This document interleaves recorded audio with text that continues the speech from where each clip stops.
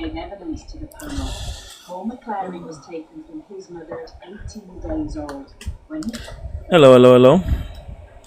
Apologies for my tardiness. Again, I say that to my YouTube audience where I post stuff much later and you guys don't even know what's going on.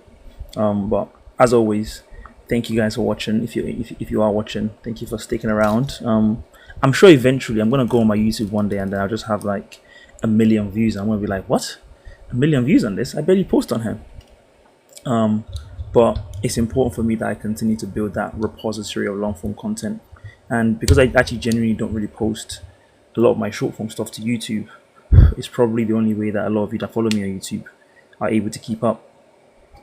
So thank you, welcome. I'm sure Love Island is very topical, top of mind for a lot of people right now. It was movie night apparently, which I actually had the displeasure, like I said in my previous video, of watching. By the way, if my audio doesn't sound very good, someone please let me know. I'm running a one-man operation here, so I don't have someone actually check in to see if people can hear me correctly and stuff. So I'm kind of in the dark talking to myself here. I need to actually make a second. Oh, thank you, I appreciate it. I think it'd probably be useful for me to make a second account so I can join on that account on my phone, another phone or something, and just kind of keep up. But anyway, today I'm talking about Love Island. I just watched the Argentina, Argentina-Egypt game. What a game that was. What a game. Unfortunately, Egypt couldn't pull it out. I was rooting for them, but then I also just like to... So this will be about Love Island. Ostensibly, yes. I mean, I'm probably going to touch on the Nigel Farage stuff maybe a bit later on towards the end, but this is something that's... I think it could be a fun conversation to try and take it to some kind of interesting sociological commentary about where the world is right now. So it's more... I guess it's more about Love Island, but it's more about reality TV more generally. So I'm not going to be talking about Love Island, like the details of the show. I have no clue. I'm not watching it. But it's going to be more about my thesis that reality TV or Love Island and other ones like that is ostensibly junk food, emotional junk food. So that's my theory, and I'd love to speak to people, give me their takes on whether they agree with that theory or not. It's going to require some thinking. It's not one of those reactive conversations. You probably have to reflect on it and think about what exactly it means. And so that's kind of what I want to be talking about today. And you say you were stressing for 80 minutes. I'm guessing you were rooting for Egypt. I'm not sure who I was rooting for. I think these games, I've just wanted to watch a good game, so I haven't been really too hung up on who's winning, who's losing. If I see a good game, I'll be happy about it. That's kind of it for me. But for Messi, I mean, I don't know. I won't say I'm rooting for. I don't know. I love Messi as a player, obviously, but if Egypt had won, I wouldn't really be that upset. But I would have been upset if it was just 2-0 and they just kind of rode it out. I wanted to see more goals. So in a world in which Egypt equalized and then it became like a extra time type of game, I would have loved to see that. I know I don't set like goals for like followers and gifts and stuff, but if you could like the screen, the stream, I'd appreciate that, just to get more people in here, because I do want to hear from people. So I think the more we like the live stream, the more TikTok thinks we're having a great time and more people come in here. So if you don't mind, let's get those like counts going up. I'm still getting used to saying stuff like that as a streamer. Lol. Life is so fascinating. And so my thesis on Love Island, again, reality TV. Love Island is just, I use Love Island because it's going on right now and it's topical. But my thesis on reality TV more generally is that it's emotional junk food, in the sense that it feeds us with all these quick dopamine hits, which are packaged and meant to make us feel good, but ultimately it doesn't provide any actual value as such. So again, if you think about actual fast food, right? Fast food, you can have like a Chinese or like a curry chips or whatever. Those foods are high salt, not high protein, I wish, high salt, high sodium, high sugar, but they're also really, really addictive. Now they satisfy you in the sense of like, if you eat them, you're going to be full, but it's not the type of nutrition you actually want. And so my theory is that Love Island and all these type of reality TV shows, Married at First Sight, Love is Blind, they're very much cut from the same cloth, but on an emotional sense.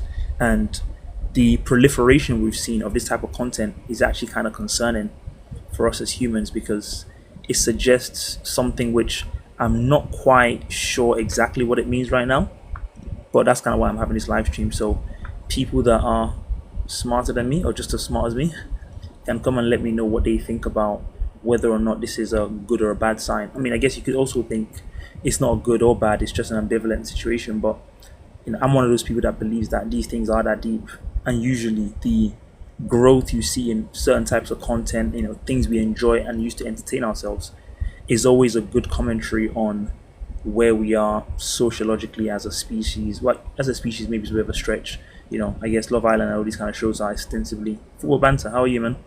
Are ostensibly European, but in Nigeria they have their own variants of this. Reality TV show is not unique to Europeans, right? So I guess Nigeria, we have Big Brother Nigeria, and I can't think of any other shows off the top of my head right now. So again, what do those type of shows and their popularity say about where we are as humans? So I've kind of given my take. Hopefully, as we get more and more people in here, if you guys have any thoughts on that topic, maybe I could have probably worded the flyer a bit more direct. I think I'm still working on my flyer development knowledge. But thank you for the likes, Richie, man. Let's keep it coming. Let's keep the likes coming so we can get more people in here. So a world in which I can probably word it, the flyer a bit more like precisely, where we get questions. Like if I ask it as a question, maybe that would like stimulate people to say stuff. You mentioned Jasmine is a predator of predators. I think you might be referring to some character from the Love Island. Is that Love Island UK or US? I have no clue. I couldn't tell you who Jasmine is. Who's Jasmine? Yuri, that's a fantastic point you've made, and that's another angle which, this is why I wanted to have this conversation on live, because I feel like when I do, people are going to suggest more stuff. And so Yuri just made the point that Love Island is essentially soft porn. I don't know if I can say porn on here, but okay.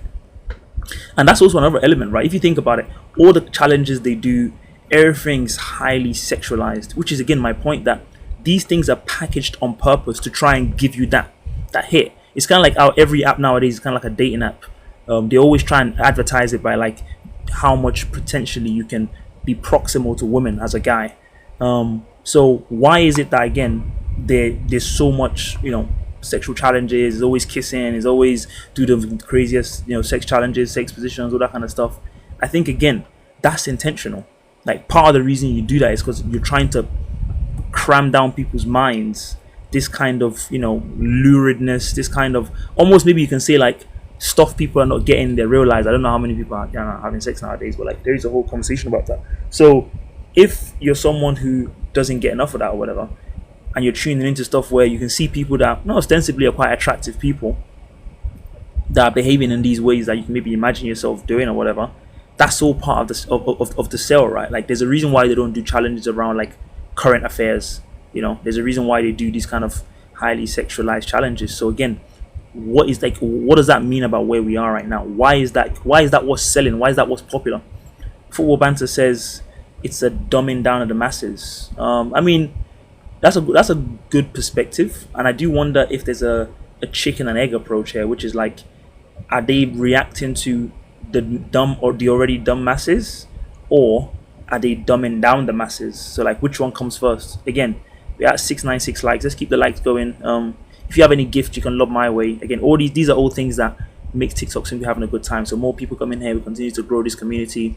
I'm trying to do this as like a radio station, so some regular viewership would be nice. But I don't care about your gifts and money, but if you can give me that, I wouldn't mind. But primarily the likes I'll take the likes for now. But roses and all that stuff is appreciated as well.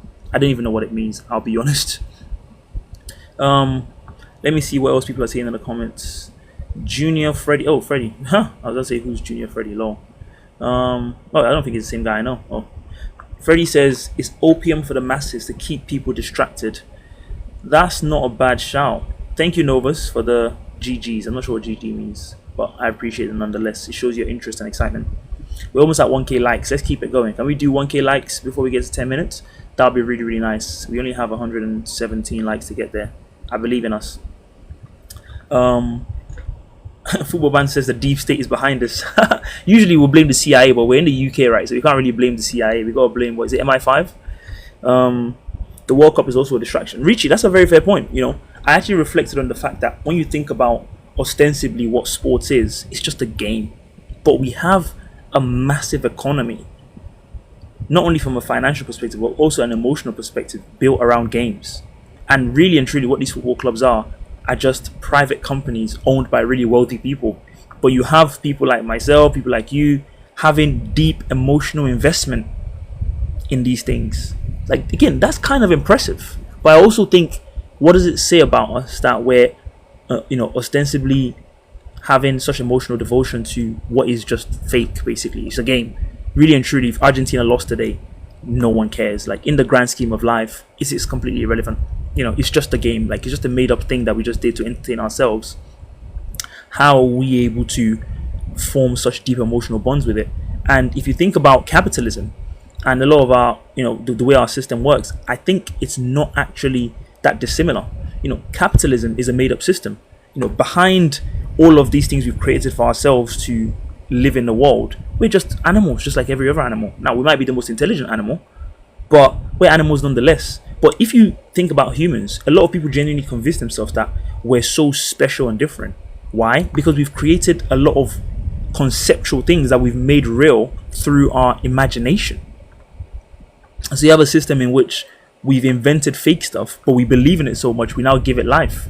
So that's on the other end of like capitalism, our economy, money. Money is a highly fake system, right? Like money's, it doesn't get more fake than that. The fiat system is like, oh, this paper has someone's face on it, so it's worth this much.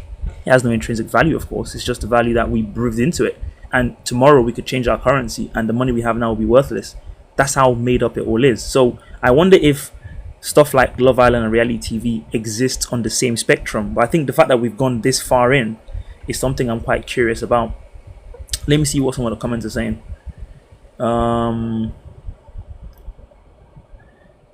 Nick says, you saw my video yesterday. Yeah, I guess you're right, Nick. Nick says this could apply to a lot of entertainment, not just reality TV. You know what? I see your point, Nick. You're right, and that's a very fair pushback. But I do wonder if reality TV is in a league of its own, because again, it's meant to be reality, right? And someone made a point in the chat about how much it influences our actual behavior in real life. I'm gonna get to that point in a minute. I don't know if I've actually missed it. Have I skipped that point? Oh yeah, Ryuri made that point. I think I might have skipped it. Let me just talk about this. The point that it applies to all sorts of entertainment. I think it's a point I take, but I think the pushback I'll have to that is the fact that a lot of these things are again meant to be reality. Oh, we have a guest, Novus. A lot of these things are meant to be reality. Now, before Novus says anything, I will say I would appreciate more people to come up as guests, but I think to try and make these conversations further improved, I'm going to be enforcing some level of structure. I know I say that every live stream, but I promise I'm going to do it this time. So I think what I want you guys to do is any answer you give me should be limited to 2 minutes or less. I can always ask you a follow-up question and you can always then answer back, but you can't be saying stuff for 5-6 minutes and then no one can keep up with what you're saying. Try and keep it sharp and direct and make points very concise. Think of the concept of answer first. Give me your answer first, then kind of expound on it. But again, don't expound too long where people are losing the thread of what you're saying, because A, I want to get more people up eventually, but also B, then no one can really understand what you're saying and the conversation not going nowhere. I appreciate that it's quite a thoughtful conversation that's going to require some kind of responses and you expounding on your point. So we're flexible to go to like 2.5 minutes, maybe up to 3 minutes per point. But like, again, we need those points out pretty sharp so we can have a conversation about it, and I can try and probe you so I can get more out of you. So if you say something and I challenge you, then you reflect on it, then you give me an answer. That's a much nicer and more entertaining way to do this stuff than you just going on for 7 minutes and I have no clue what you're saying. With that being said, Novus, how are you? Yo, I'm good. I'm good.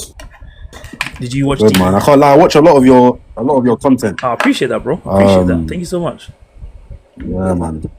Can you hear me? Okay? Is the audio clear and everything? Yeah. Nice. Okay, so what do you think of the theory that reality TV is emotional junk food?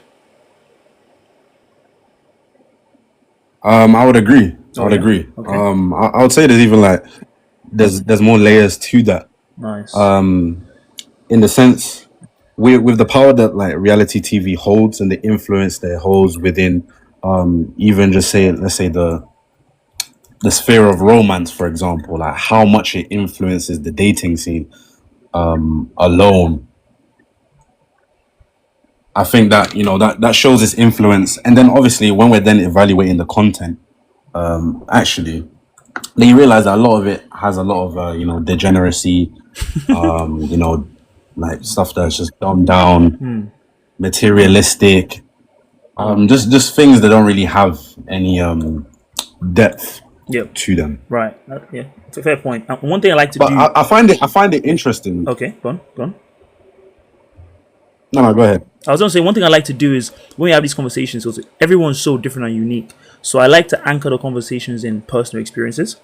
And so, if you could tell me, in your view, maybe like recent Love Island or previous shows, one example of a way you've noticed, maybe someone in your life kind of bringing that Love Island mentality or whatever to real life. And do you have any examples of that, or like what specific things would you point Okay. to say like it anchors this You degeneracy? know Would you what? say? I'm actually, yeah, I'm kind of use my own experience as an example. Nice, nice. I like So that. I find it interesting when a lot of people, say that Love Island is like dumbed down or just reality TV in general. Right. Funny enough, actually, like let's say I watch Love Island, for example. But I think the key thing here is that there's a difference between someone that's able to see past the Maya, right, the illusion, that is presented in front of them, right? Right. And then obviously, there's other people who they're watching it, they get very emotionally attached to what they're watching. They get very connected. It influences stuff like the ideologies, the way they interact in the dating scene. And I don't think that's initially a bad thing, right? I think it's a bad thing where it's like they're taking negative qualities from like these reality TV shows. But with me, for example, when I'm watching like Love Island, for example, and I understand this is not this doesn't represent the majority of people that are watching these things. Right. But with me, it's a case where I'm actually just watching to get a better understanding of society.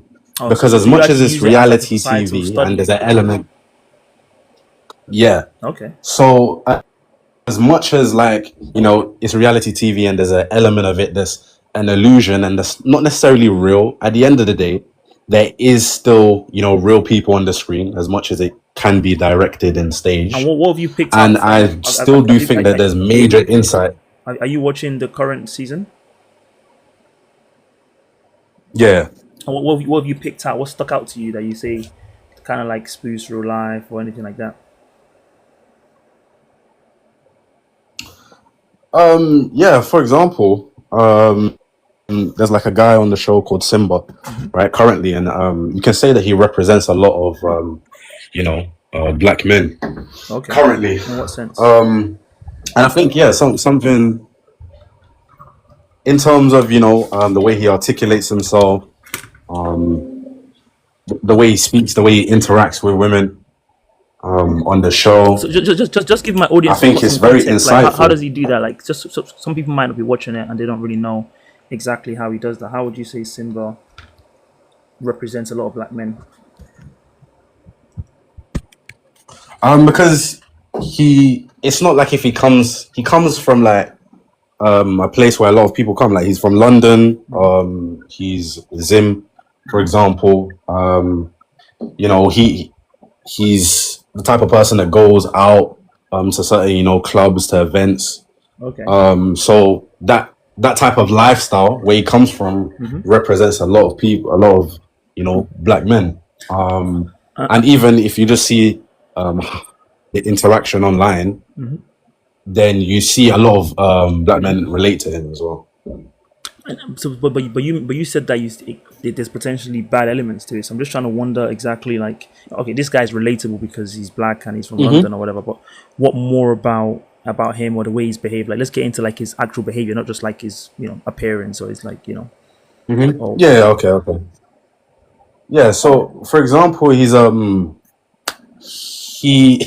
like the embodiment of when kind of women say that black men have like a wandering eye, or like just men in general are unable to, let's say, be decisive with women, or the idea of eat your cake. Wait, have your cake and eat it. I think that's Have it. it, Yeah, have have your your cake. cake and eat it. Right. That's literally, yeah, And so that's literally what he represents. and so is that like not realistic, or you think that's just actually out? I think you mentioned earlier like it seems to represent a lot about me. So you're saying this is like representative of reality, then, isn't it? In your view, obviously. Yeah. Obviously, it's not going to represent 100% because at the end of the day, there are anomalies, there are different type of people, but it does represent quite a lot of guys. And the most important thing that I would actually take from it is cool, analyzing or just noticing certain characteristics, behaviors that he has. Right. But most importantly, what I'm more interested in is actually the reaction to his behavior, the conversations that I had around his behavior, around his character. So obviously looking at the female perspective and looking at the male perspective.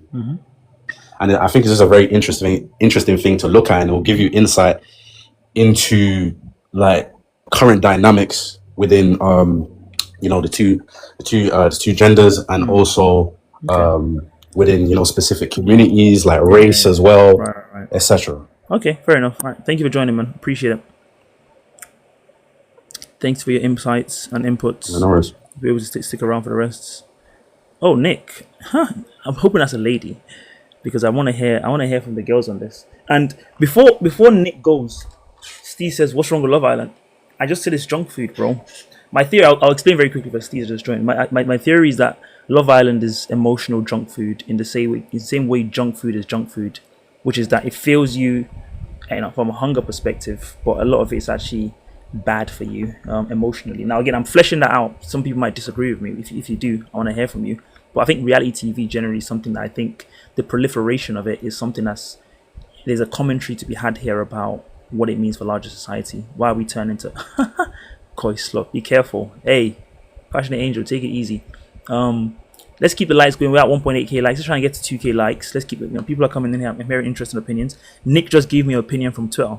Before Nick goes, one thing I'd say is that an example of what I'm talking about. When you come up again, I do need, if you don't mind, strong opinions. I don't mean strong like you're yelling or whatever, but like you have to give me something quite, like take a position, right? And so one thing I've noticed, for example, again, I'm actually watching this year's Love Island, but one thing I noticed is this girl Mara. Is it Mara? Her name is Mara, I think.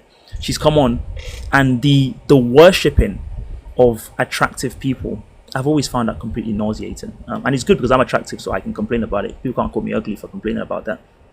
But when you reflect on the way in which these people are worshipped, and it becomes like, oh my God, wow, if I had that kind of stuff, a lot of people start implying that basically they're willing to tolerate a lot of stuff just to have this attractive person. But also, a lot of times, if not a lot of times, we're watching these people on TV, we don't even know them.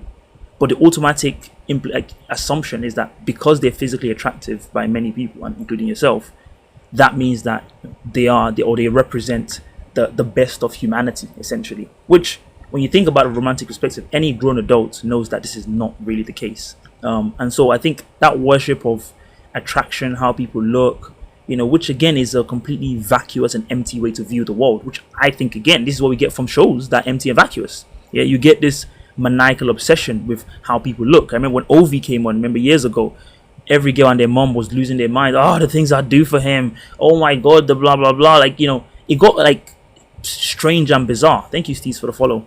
And what you noticed, again, I don't know him, so I'm not hating on him or whatever, but in the reality of the show, he didn't actually do that well. He wasn't able to actually perform that well. This girl got taken by someone that was like a lot less attractive than him. But the worship of what he had physically, again, is that where we want to be going as a society? I'm not saying Love Island is entirely responsible for this, obviously speaking, but to me, that's an example of the kind of things it can start to bring into our social lexicon, where again it is about the most attractive. And people go on Love Island, and a lot of attention is paid to like how people look, for better or for worse, right? There are people that go on there and have really bad experiences because people are coming at them for being unattractive, whereas as a normal world you have people that are varying degrees of attractiveness. We talk about the experiences of black women, and that's a whole, I don't know if that's a separate conversation, or maybe that's part of this conversation. who knows? But these are the kind of things I want people to be reflecting on. So to me, that what struck out to me, when I thought about this year, was that kind of worship of attraction, and the fact that this Mara girl. I even saw some US guys saying, "Oh, well, I've been telling you guys about UK black women, blah blah blah," all just because of how she looks. And let's be honest, like because of like her features, she's quite thick, she's got bomb. Again, people like those kind of things, and there's nothing wrong with that. But worshipping those things in such a way that you're making tweets breathlessly about it every other time you watch it, I don't know. To me, I don't really love that kind of where society's heading in that way. But maybe I'm just hating. Maybe if that was me that people were saying those kind of things about, maybe I'd like it. I don't know. But if you want to challenge me and say that to me, I respect it too. Thank you, Kyria, for sharing the live. If you can share the live, get more people in. The more people we can get in here, the more variance of opinions we can have. I have my opinions. I want to hear from people. If you disagree with me, even better. Nick, thank you for waiting so patiently. How are you? Can you hear me? Oh, you're a guy. I don't know why I thought you'd be a girl. Hello? Yes, hello? I can hear you, yes. Yeah. No, but what's it called? I'm not going to talk about Simba and Black Twitter because it's not really an opinion that I hold. Right. But I would say I kind of disagree about Love Island being sort of junk food. Okay. In the sense that I think like if we're talking about reality TV as a whole, I Yep. guess one can like say that. But I think Love Island itself is sort of a level above a lot of reality TV. Like Love Island and Big Brother, those two shows aren't as trashy as a lot of other reality TV shows. I Really? think Love Island is a great, yeah, I think it's a sort of great insight into the dating scene. And I sort of think it's, even if you're watching it as like, without like a critical, analytical like lens, or through an analytical lens, I think it has a strong impact on people's behaviors because it's so apparent a lot of the times on the screen. There are challenges and things, and the producers do have a big impact on how contestants behave. Right. But we have situations where, so for example, recently we had movie night where a bunch of the girls were fighting, and it was clear that, a girl's girl doesn't really sort of exist. And I think, for example, let's say you were a girl watching that show, that could have a subtle impact on, the friendships that you have with your female friends, or even as a man watching Love Island. It's sort of, So you can also sort of self-reflect and see how your behaviors could affect a girl right. without actually on that point, viewing. right. Okay, on that point, two follow-up questions. When you say Love Island is not as trashy as other shows, don't they do like kissing 10 people in one night and kiss the tallest person? You don't think that's trashy? And again, maybe we're just semantic word now, but really, does it get more trashy than that? I mean, it's not like on Love Island USA, because I actually watch both. But Love Island USA, Super yeah, fun, that's nice. That's in a league of its own. But Love Island UK, like I've been watching it since season 5. I love watching reality TV. Right. But I would say it's not that trashy because you can actually, they actually do have conversations. You can see connections being built. You can see how people interact over, for example, over 2 months. And even though the conversations are obviously only like there's only snippets here and there, a lot of episodes can just be conversation, just people having conversations constantly throughout the day, and you're just sort of watching as like you just have a sort of bird's eye view over how this person's interacting and how it's affecting this person, even though this person's not aware. Okay. And I think I think it can have a subtle impact on your mind about. So that point you just made about subtly. the subtle impact on your mind, don't you think that's a problem potentially though? If you're talking about people actually watching this and thinking about adapting their own behavior, you mentioned, for example, the idea of this girl's girl not existing. So people are now thinking like, okay, I guess it's just every man for themselves, and I can backstab my other people because I'm watching what's ostensibly a highly curated for entertainment show. You don't think that's actually a bad thing? Yeah, but that's I think that's sort of an extreme, I mean that is true, but I think that's sort of an extreme example. I think instead of I think it's just an opportunity to sort of reflect on the reality of what life is like. A lot of going back to a girl's girl, there's a lot of, and on top of that, a lot of people who watch Love Island engage in online discourse. called The Guardian of Love Island, and through that, you're able to sort of engage with people who are viewing it through an analytical lens, and actually see and actually sort of discuss what it means to be a girl's girl and what it means to be a feminist. And even on the show, they discuss what feminism. Okay. And I would say in the UK, Yeah. like in the UK, the way reality TV works, it's never the behaviors that they present would never be as damaging as back in the 2000s. Like obviously it's 2026. Right. Every single time, for example, every single time there's an argument, within like 2 episodes they apologize to each other. And Okay. even though the apology may not be good, they do apologize to each other. Charities also get involved.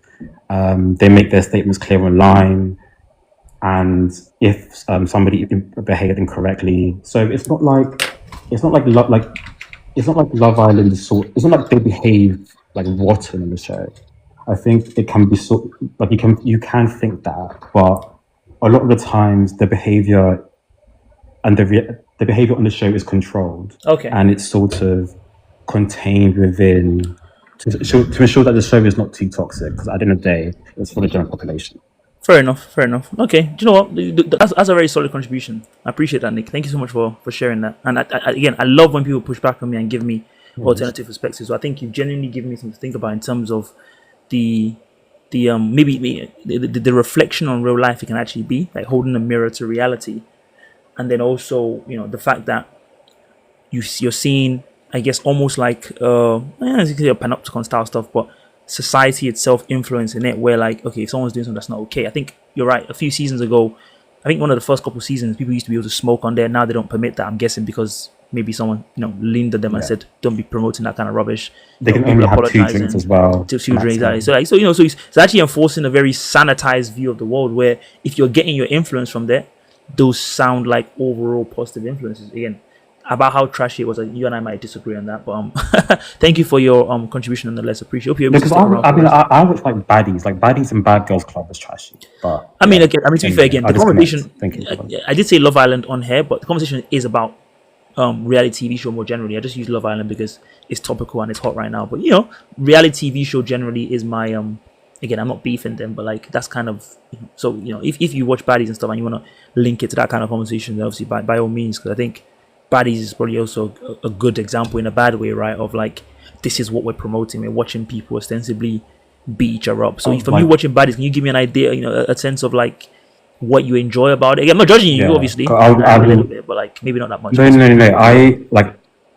It's kind of funny because I go to uni and I watched that at uni with my mates, and they're like, "Why are you watching this?" But it's, obviously, baddies is like the worst thing to. It's like I would never encourage anyone to watch that show. That is proper trash, and the only reason why I sort of like a lot of people say in the comments when they watch the show, it's just you just sort of laugh at them. Right. Even though it's real life, and they are actually physically hurting each other. Right. It's it is kind of sad. Like you just sort of laugh at them, sort of laugh at their behaviors, and you sort of see it as a spectacle of what like. I shouldn't say this, but quote unquote ghetto people and how they behave, and you're like, right. So it was like a zoology type stuff. You're looking at like these kind of strange people doing these strange things, and you're like, oh, interesting behavior. That's what you mean. Yeah, but it has a very negative influence. Right. Like that's the sort of show where if you were talking about a negative influence, Baddies has such a bad influence on, because obviously a lot of the audience are black people. Yep. And I think you can sort of see how people behave violently due to the baddie sort of. They want to emulate the baddie sort of aesthetic, the baddie sort of lifestyle, and they grow too attached to, or because you're watching it and it's so what's the word, like invigorating, like always emotionally stimulating. Invigorate. But like you don't realize that like within your life, like you don't realize that you're beginning to sort of replicate the behavior in your life, and that's like which is quite dangerous when you're watching that sort of show. Fair enough. All right, thank you so much, man. I appreciate your comments. Hope you always stick around for the rest of the conversation. Really solid contributions, man. Thanks. Well, I'm watching Love Island. Oh shit! I don't know. Oh, you watch? Said he's actually gonna watch Love Island. Is it 9 p.m. It's starting, right? Um, Shout out to Nick, man. That was a very solid contribution. Also, by the way, if you guys are looking at me right, like looking away while I'm talking, I'm making notes so I can edit the conversation when I post a full snippet as easy. So if you come on live and you see me looking down, that's because I'm taking notes on what minute you're saying, the summary of what you're saying. So when I clip it for later, it'll be much easier for me. There are 3 people requesting right now. I'm gonna bring you guys up one at a time. I like the way Nick went about his business there. I think he really had a clear idea of what he wanted to say, what he thought, what he believed in. So if you're someone waiting to speak right now, no offense, try and clear out where you want to go with your comments before you say it. I don't want you to come on here and start like, I mean, again, people can take little pauses and stuff, but you can quickly tell if someone just came up just because they want to talk and just say what they want to say, as opposed to like you have a genuine have that you want to flesh out and have people hear you. So make sure that before you request, respectfully, ideally, reflect on what you want to say, and so you can come and say it with the kind of concision that Nick has just presented himself with. Keep the gifts and the likes and everything going. I appreciate that. I should also say, like, when you come up, I will be asking you or trying to ask you follow-up questions. So you don't have to get everything out at once. You can say, a little bit and wait for me to give you, ask a follow-up. Because if you just, sometimes I feel like sometimes people come on and they feel like they have to just keep talking because, they just have to, it's okay. We're going to have a conversation. Yeah, come and speak to me. I'm a person too. So speak to me. I'll speak back, let's engage each other. I think it also just makes it fun to talk. Like, it's a more fun way to communicate, as opposed to you saying stuff for, again, 5-6 minutes and people aren't able to keep up with you because you've been talking for a very long time. I had a very funny incident like a couple weeks ago where this girl would speak like 7 minutes at a time and be like, why are you not understanding what I'm saying? Like, you're speaking for 7 minutes. How am I meant to keep up? Reed, thank you for the question. What I mean by junk food is that it's similar to junk food in the sense that it fills you up, but a lot of it is trash. Like, junk food has like high salt, high sodium, high sugar, so it's not good for you. And I don't think it has an overall positive influence on us. Maybe not positive, like negative influence, but also what it says about where we are as a people, that this is what we're finding entertaining. That's kind of what I want to explore. Positive radical. You sound like a person that sounds like a bit of me. A positive radical.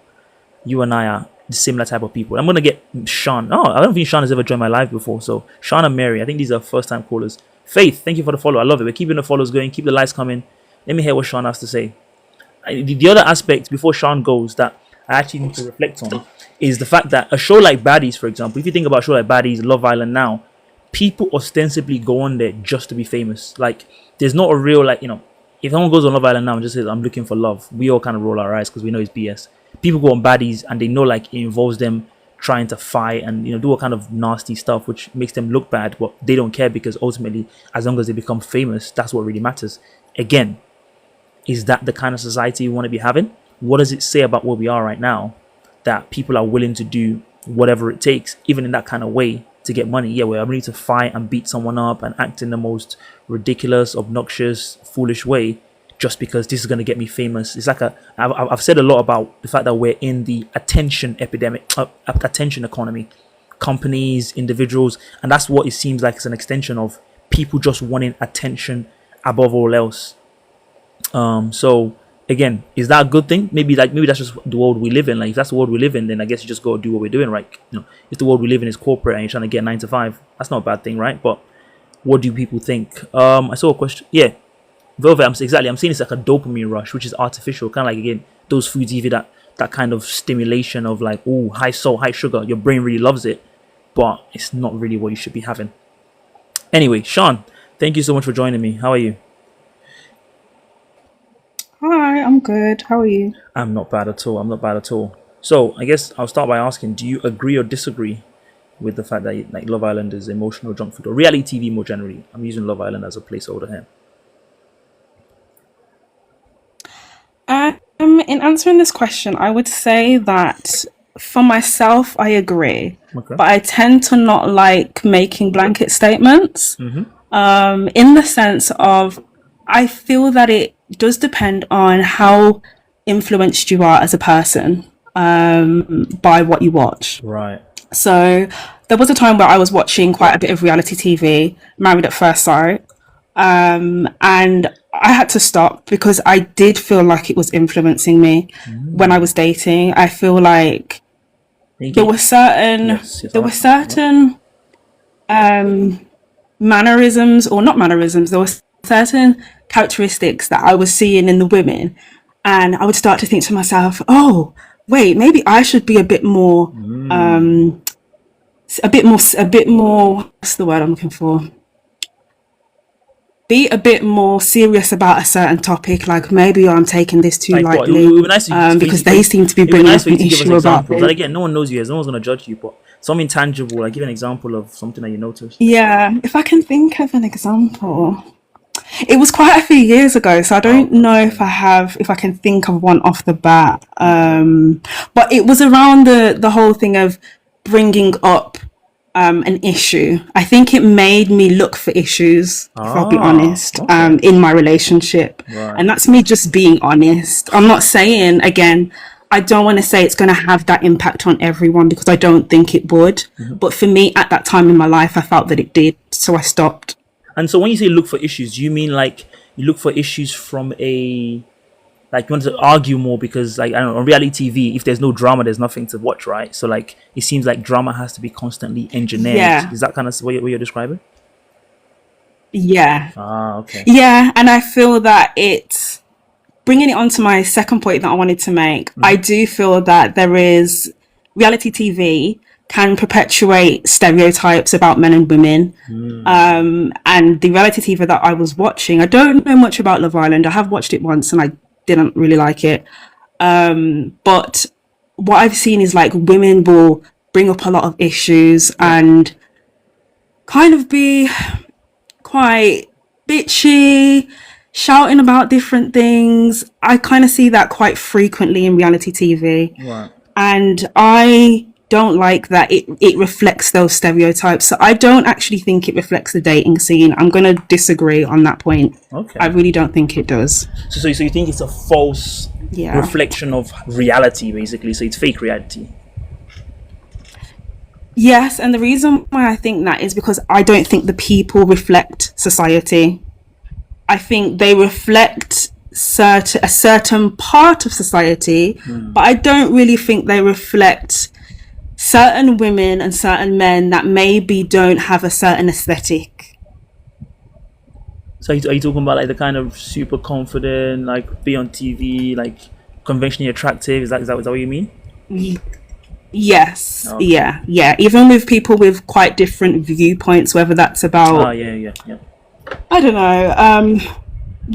Just people with just different viewpoints. I feel like it's quite one way. It's quite like from what I've watched of reality TV. So I do think it can. Yeah. It's interesting you mentioned that because I don't know if you remember. I was just going to say. So go on. Sorry, I'll let you finish. You think what? No, carry on. I think there's a bit of a lag. Oh, my bad. I was about to say, like, I do remember. Is that better or worse? My eyes are getting a bit. Okay, I think that's good actually. I remember a season of Love Is Blind where there was this lady. I think she was like Moroccan or something, and she talked about how in her culture, it's traditional for the man to just pay for everything, and the guy was like this white British guy, and he was like, "Huh? What are you talking about?" And I think they actually didn't end up getting married in the end because I think he basically was like, he's a bit worried about that kind of, viewpoint or perspective, which I think was quite like, I guess, true to life on like the kind of challenges you can face when you're kind of viewing real life. But I think that's an example of what you mean, where you can see it the other way, where you start to have certain perspectives about how the world is just based on the kind of samey stuff you see. which I think can be quite harmful, because I know like someone in the comments mentioned that oh wait, where was the comment? Love Island is a very accurate representation of the attitudes men have towards women. And I want to challenge that, because I do feel like it can make us, I don't know if the person's a woman or a man, but I just do feel like it can make us think that all men think this way, all women think this way. And that is really not the case. I know it's sometimes what we see in front of us on TV, on social media, but I just really feel like you can't generalize all men. You really can't. As much as sometimes I want to, but you can't. You just can't. We're all different. And I don't think reality TV helps with that. I think it's actually quite harmful to the dating scene. Oh, okay. Thank you so much. I really, really appreciate that. That's a very well reasoned and sober approach. You know, what you've said kind of actually made me reflect on that whole situation of, you know, right now even politically we're in the kind of era of like everyone just being super disagreeable. There's no like middle ground to be found. You have to be either like firmly on one side. It's either like you're woke or you're like anti woke, which is more like kind of racist or whatever. And maybe part of what this does is continue to entrench that level of like we're also different, which then tends towards, if you think about dating, I think some kind of gender essentialism, which is like men are this way because they're men and that's just bad, and women are this way and that's just how they are because they're women. Yeah. And then both sides just continue to like, because a lot of the conversation I've seen about Love Island this year is, you know, I've actually seen a lot more men posting about it than ever before, like calling out like the way I think this guy KC in America was being treated, and a lot of them were saying like, oh, this is what black men go through and all that kind of stuff, which again, maybe those things just kind of bring it to life, perhaps. So if it's reflecting reality, maybe that's just bad. But I guess what you're saying is like this is a kind of like contrived reality, right? Because these people are selected and represent a certain portion of society. Yeah. Very, very fascinating position. Thank you so much for Yeah, for your that's what I would contributions. I really, really appreciate it. Hope you're able to No stick around. problem. For the rest Thanks of for the conversation. having me. Hope you're able to join us for future live streams as well. Yeah, definitely. I don't know if I was talking politics. I don't know if Yeah. you'd be here. So I try to do a balance of social and political when I can. But thank you so much. Speak to you soon. I mean, to be fair, I do want to learn more about politics. Oh yeah, you're in the right So- place. You're in the right place. You're in the right place. I might be talking about Nigel Farage a bit later on, like when this conversation dies down. So hope you're able to stick around for that. We'd love to hear people's thoughts Okay. on Nigel. Yeah. It was nice to hear from like non-political. I consider myself to be like a political nerd, so always nice to hear from like non-political people on politics, because I think they always have like quite insightful opinions. So there you go. That's true. Because I guess we're kind of coming from that outside a bit. Exactly, like they don't see it in the inside baseball. They don't even know anything about the political calculations. It's just about what do you think, which is probably more representative of how the average person will see it, because the average person doesn't consume politics in any serious kind of serious way. So thank you again, Sean. See you around for the rest of the live.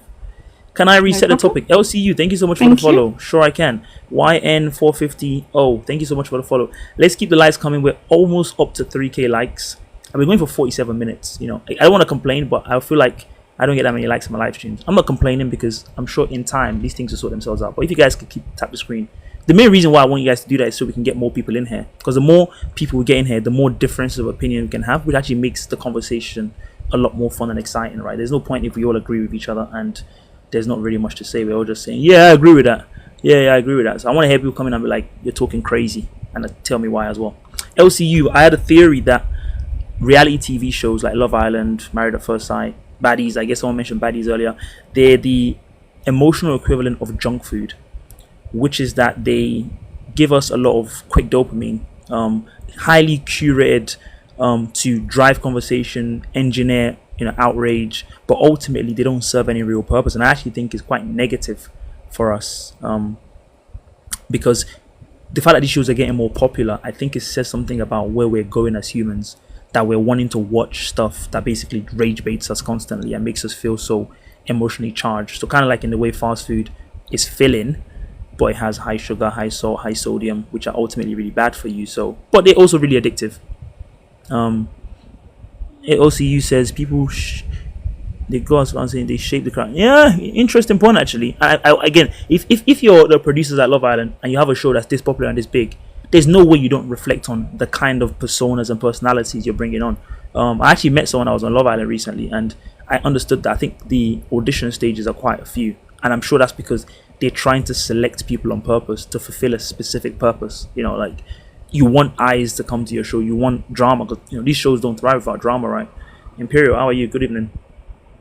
Interesting topic. I want to hear from people I haven't heard from before. So I see you curated, but you might have to wait a while, just because it's always nice to hear from new people. Mary's been waiting patiently. LCU, I'll get you in after Mary. Oh, Onike's here as well. How are you? Onike, I'm surprised. Usually doesn't have much to say in my live streams, but I always love hearing from you, of course. Everyone else that's requested, hang on, bear with me. I want to try and make it more balanced. And usually I don't like to have too many people on stage at one time, because actually, although I'm quite confident, I'm also quite timid, so I don't have to tell people to stop talking. So it's better if I have one person at one time. I can control it a bit easier. Mary, how are you? I'm fine, thank you. You? I'm not bad at all. I am not bad at all. What do you think? Do you agree with the thesis that reality TV show is junk food that's No, authentically damaging us? No, you don't agree. I I disagree. I Please disagree do because tell. when you look at it from the point of view of learning human behavior, it is so fascinating. Where in life would you have the opportunity to be able to study? I know I'm almost referring like zoology or whatever, but where you're able to study the human behavior, where you can literally, for example, put one human in the house and a group of people will think this is the worst kind of person and another group will find that person interesting. It's human behavior. It's I think like even for young people, this can teach them a little bit of confidence, because the reality when you have lots of young people, they think they're not good enough, they think they're never pretty enough, and that's why they cannot get somebody. But when you watch shows like Love Island as a young person, it has to be reassuring to see that these are people that some people in the world are referring to as baddies. They're 28 years old, 20 something years old, but they're single. And therefore, you can see that everyone is like a level playing field, and there is no one that is better than you.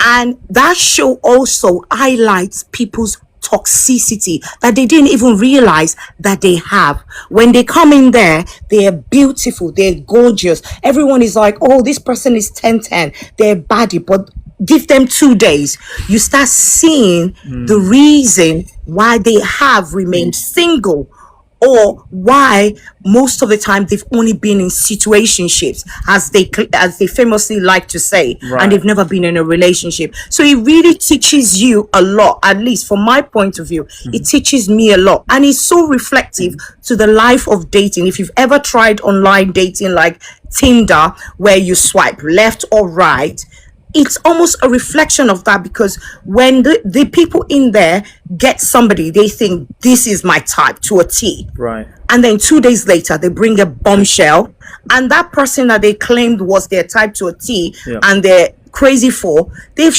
head is switched. Their head is now to the new person, Right. and that is the way dating life is reflected in real life, where you're talking to someone for a couple of days, and then maybe they swipe, and then they meet another person, and then they move on to another person. So I just think that it's a good way to learn human behavior, That's in my point of view. Especially for Love Island, Yeah, yeah. you learn quite a lot. that's a fantastic perspective. I think a lot of people in the audience agree with you. I think people think you're cooking. I think you're making a lot of sense. I haven't reflected on it from that perspective, but I guess it does mirror Yeah. society in many respects, in terms of like you said, the overfixation on physical attraction, how quick you can get it. Like you can have someone Yeah. today and a bombshell comes in 2 days. That does seem to be like, it seems like, especially dating apps, right? Swipe, swipe, swipe. Baddie, Yeah. looks good, looks good, looks good. What's that actually? Two girls in my middle. You can't decide. So I do think that's actually very Exactly. useful. I'm just wondering, like, from a average person watching it, you mentioned also like it can give people confidence. But given that some people might say, given that what they have on there are usually stereotypically attractive people, they don't seem to have people that are like fat. Let's be honest, look a certain way. Is that actually Yeah. what it's doing though? Because some people would say when you look on there, all you see is, I'm sure they pick, the most attractive people ever, right? So I tried Yeah. to anyway. What But would you do then, to that? if you look at online dating, I've tried online dating as lots of people. You know that if you're mid range, if you're not looking good, you're not going to get loads of people swiping right for you. It's a true reflection on how it is in real life. There's some people that will go on Tinder and they would, get loads of guys because they feel so hot. They've got that gym bod. And then there's some people that may be mid average, like like myself, that maybe Wait, don't call will yourself not mid, get Mary. that many. Don't say Do you- that. do you understand? No, but it's the How do you truth say though. that? Maybe to somebody, somebody will look at me and say, oh, she's 10/10. But then Right. to another person, they'll be like, a 4, which is, I find fascinating in the house as well. And it just shows you how different ethnicity view and appreciate beauty. You don't ever see that exposure. You can't see into people's houses or their minds. But when on Love Island, you can literally put somebody and everyone else from another race is saying, damn, this person is gorgeous. And then the other race are like, she's not all that. She's all right. And you're like, are we looking at the same thing? And it's just like, it's fascinating how beauty is interpreted by different races. And I just find it very, reassuring. So that when you go out there, I love how passionate you are about yes, this, Mary. when I you must go say, I out really love there, your passion on this. when you go out there and they're not looking at you, then you can be reassured to say, oh, it's because I'm not their type on paper, as they Right. famously like to say on Love Island. Right. Fair enough. Fair enough. My very type interesting is angle. somewhere else. Yeah.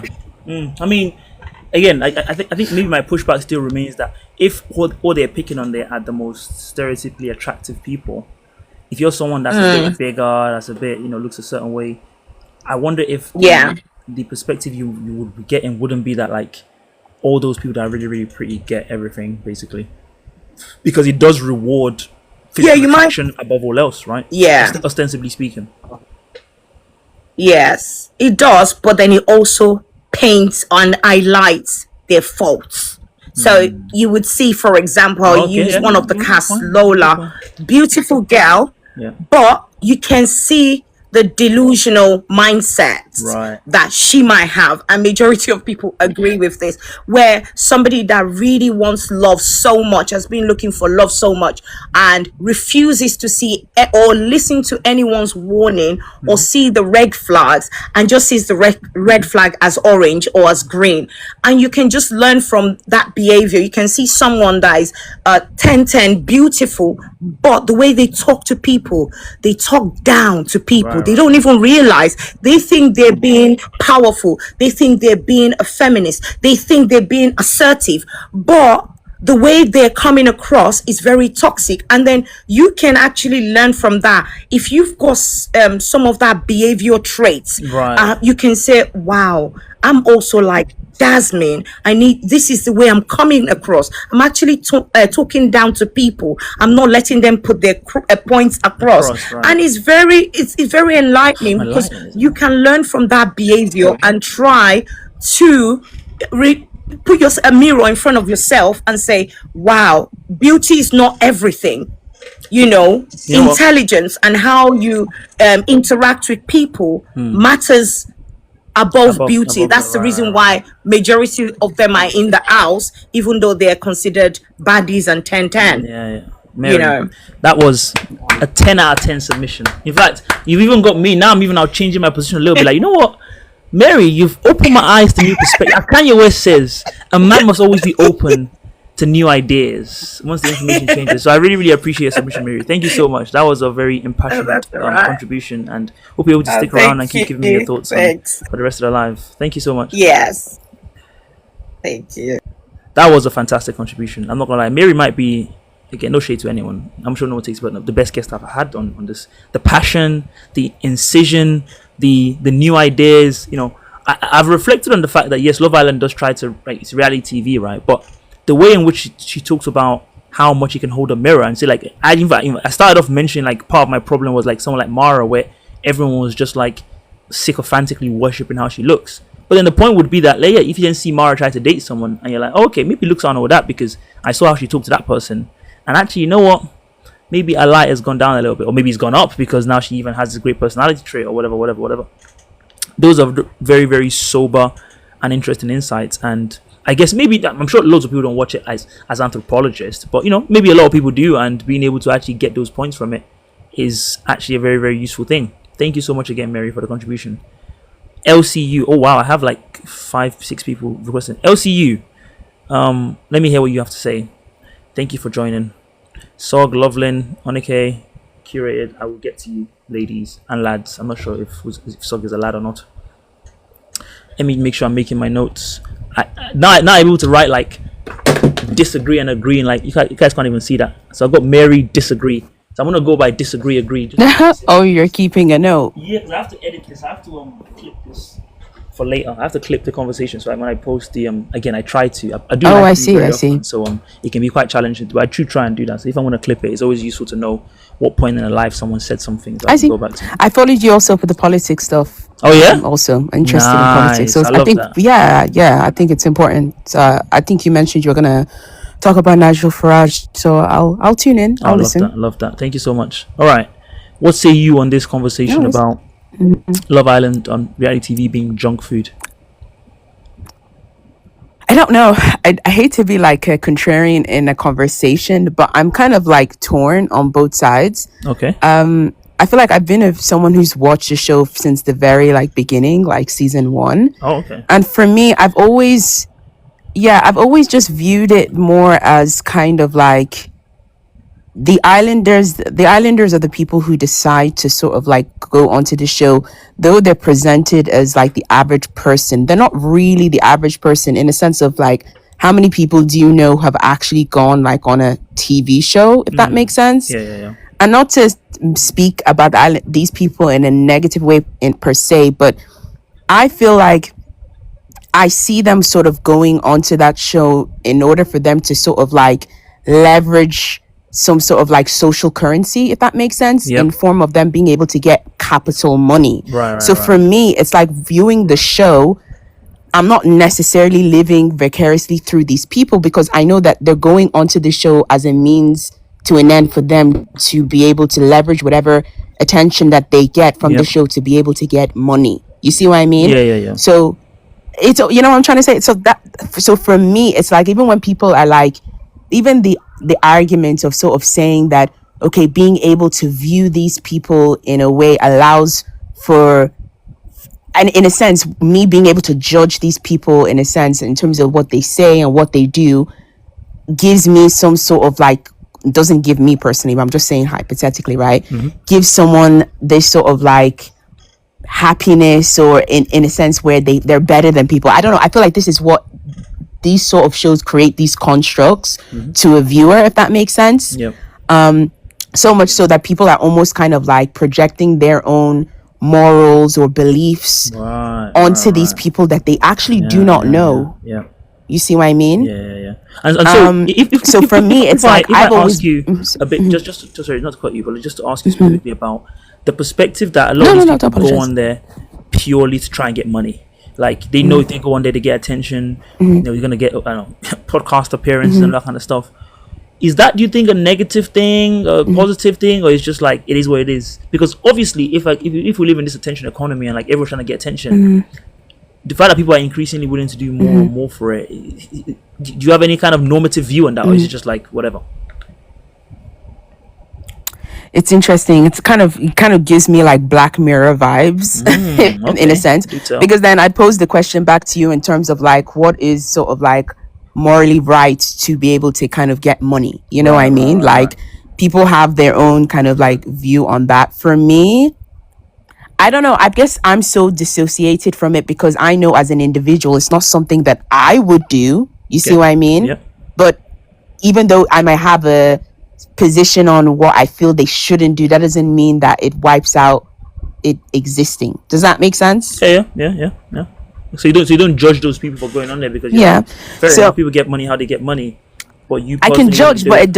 it doesn't necessarily stop these people from going onto the show and doing it. I would even argue that some of these producers also select very vulnerable people, if that makes sense, right? Like, even the manner in which the show is actually, the casting is actually done, from what I understand, and listening to kind of like contestants post the show that also talked about how this show has also impacted them. And one could argue, okay, you should have known what you got yourself into going onto the show, but do these contestants actually really understand the magnifying glass that they're being put under? Because at the end of the day, right, their motivation to sort of go onto this show, right, is to garner capital, right? Yep. To translate that attention into, you know, opportunity, right? Right. But then the negative side of things, in a sense, isn't really, you know what I mean? I Yeah. don't think it's something that's fully thought through by these people, because that would be a reason why I personally wouldn't go on the show. Like, I wouldn't like the idea of like thousands of people dissecting, you know what I mean, what I do, That's a what I very good point. say. That's a very good point. And there was this guy, Ikenna, from one of the few seasons ago. I actually came across Yeah, I know Kenna, yeah. his TikTok by accident, and he talked about how he went on there and they created a false perception of him. Now it's interesting because on the show he didn't come across as particularly bad or good. He was just like, he's kind of a bit reserved or whatever, but he left a few weeks in or something like that. So Yeah. but then he talked about how it took him a long time to try and shed the perspective that was created of him on that show. And so to your point about the fact that they pick vulnerable people, I guess you can be vulnerable in all different types of ways, right? That's something I hadn't actually reflected on. So is it like fair on these people that they're being subject to these many eyes? Like if people are, oh yeah, but movies are kind of the same. If you watch a movie, everyone knows it's fake. Like people are acting. But if you're watching these shows and people are constructing perceptions and views about you in a way that, again, it can be selectively edited. We don't know exactly what goes on. People come out and say like, that's not exactly how that went down. They did this. They made us talk to this person. Is actually that maybe that's actually harming those people that are going on there, right? And they're kind of victims in some way. I didn't really thought about them as like potential victims, but that's a good. Because I know that people, because I know a lot of people sometimes when they hear the word vulnerability, right, they construct an idea in their head that this person is like, you know what I mean, like. They have to be so quote unquote be the perfect victim in a sense, right? If people don't like the word vulnerable, you can swap it out for naivety in a sense, right? Like, I guess my own like position is that like, I don't know, I feel like Love Island, I feel like it should be seen more than entertainment. It almost kind of like functions as this kind of like social arena, like social coliseum. Yes. Where like the contestants kind of build and manage their identities strategically. Like what you're actually seeing, I don't actually feel is them, if that makes sense. It's like, and the thing about it is the viewers are none the wiser. They buy into maybe the girl that's been kind of like maybe cheating on several of times and takes the guy back. On the outside world, maybe she would do that, but or the outside world, maybe she would leave him, right? But because obviously there's money to be won at the end, right? It's easy for the person to kind of uphold this quote unquote performative, image of taking the person back in order for them to, get fans along the way, like, so I think that's what it is. I think that's how I see it really. And I think that's the reason why I watch it, but then I'm able to kind of create those like degrees of separations from me and those people, like not trying to judge them, but it's a line of work they decided to go into, but it's so far removed from my everyday life that I feel like it warps the way I do things or see things or whatever. So makes sense. Thank you so much for your contribution. Really, really appreciate that. That was that gave me something to think about. So thank you so much for that. And I think on the point that they're exploiting people, obviously I thought about us, the viewers, being exploited in the sense that like they're curating stuff to try and rage bait us, to try and get us emotional. Like if Love Island was just a highly sanitized, this person meets this person, they kiss, they date, blah blah, no one will talk about it. The more we go into this attention economy, you need eyes, you need controversy. I think on the US one, Megan Thee Stallion was on there and she was shading one of the guys that was involved in the love triangle or whatever that was going on over there. So you have to then reflect on the fact that if what you need to grow this show is more and more stuff like that, are you not kind of exploiting the people on there by putting them in certain situations that forces more controversy, but also us, because you're also trying to present to us that this is like just how these people are dating or whatever, whereas you're engineering stuff purely to try and get an attention. And for me, again, I just feel like, am I being played with here? Like if someone's trying to create a situation purely to try and rage bait me, why would I fall for that? You're rage baiting me. Like you're trying to get a reaction out of me purely for your own entertainment. So now the ITV is going to say, oh, we made record profits from Love Island this year. Oh, 55 billion in, well, maybe not 55, that sounds a bit crazy. I don't know, 500 million or whatever in revenue for Love Island 2026. The way you've done that is that you've carefully picked people that will drive mass engagement, that will drive mass drama, but you've also then curated topics, you've curated conversations and perspectives and challenges designed to then rage bait us. So like now you're fooling both of us. You're fooling the people that are on there, you're fooling us, just so you can make money. I don't want to be part of your money making scheme. No, I'm a separate individual. I'm trying to fix my light. I heard a light earlier that was like, oh, there we go. I think that's it. This light is not what I wanted to do. It's really annoying me. I'm sorry, guys. I had it perfect before, but like, it's now pissing me off. So that was very, very useful. LCU, thank you so much for that contribution. Exactly, like mental health checks being needed. Is that just because you have loads of eyes on you, and maybe that's just like the average person isn't built for that? Perhaps. Let me see who I need to bring up. Sog. I'll bring Sog up. He's new. And Lovelin. I'll bring you up after that. Let me hear what Sog has to say. As a man. He told me he's a guy earlier, so I was ripping on that. Hello? Hey, man. Can you hear me? Yeah, I can hear you. Can you hear me? Lovely. Yeah, what I wanted to contribute, because I just came in and I heard Mary. Was it Mary that came on before LCU? Yeah, I think it was Mary, yeah. So, I actually, to be fair, her argument was good. I agreed with some of her points, like how it can be a mirror for people to look at and say, oh, am I like that to other people? Right. So, I agreed with that. But here's why I'm so against these reality TV shows, especially for black people. But as I'm a black man, like I don't think black men should go on these reality TV shows. Okay. Because number one, the most important part is the producers have the control of narratives. Right. Now we've seen this many times where producers will push a certain narrative in a show to make this person look like this and this person look like that. Or this couple look like this and this couple look like that. We have seen many times where producers have pushed a narrative where, let's just say, one couple gets more screen time than another couple. Right. Like, I'm going to give you an example. The whole Casey and the Casey and TT thing on Love Island USA. Yep.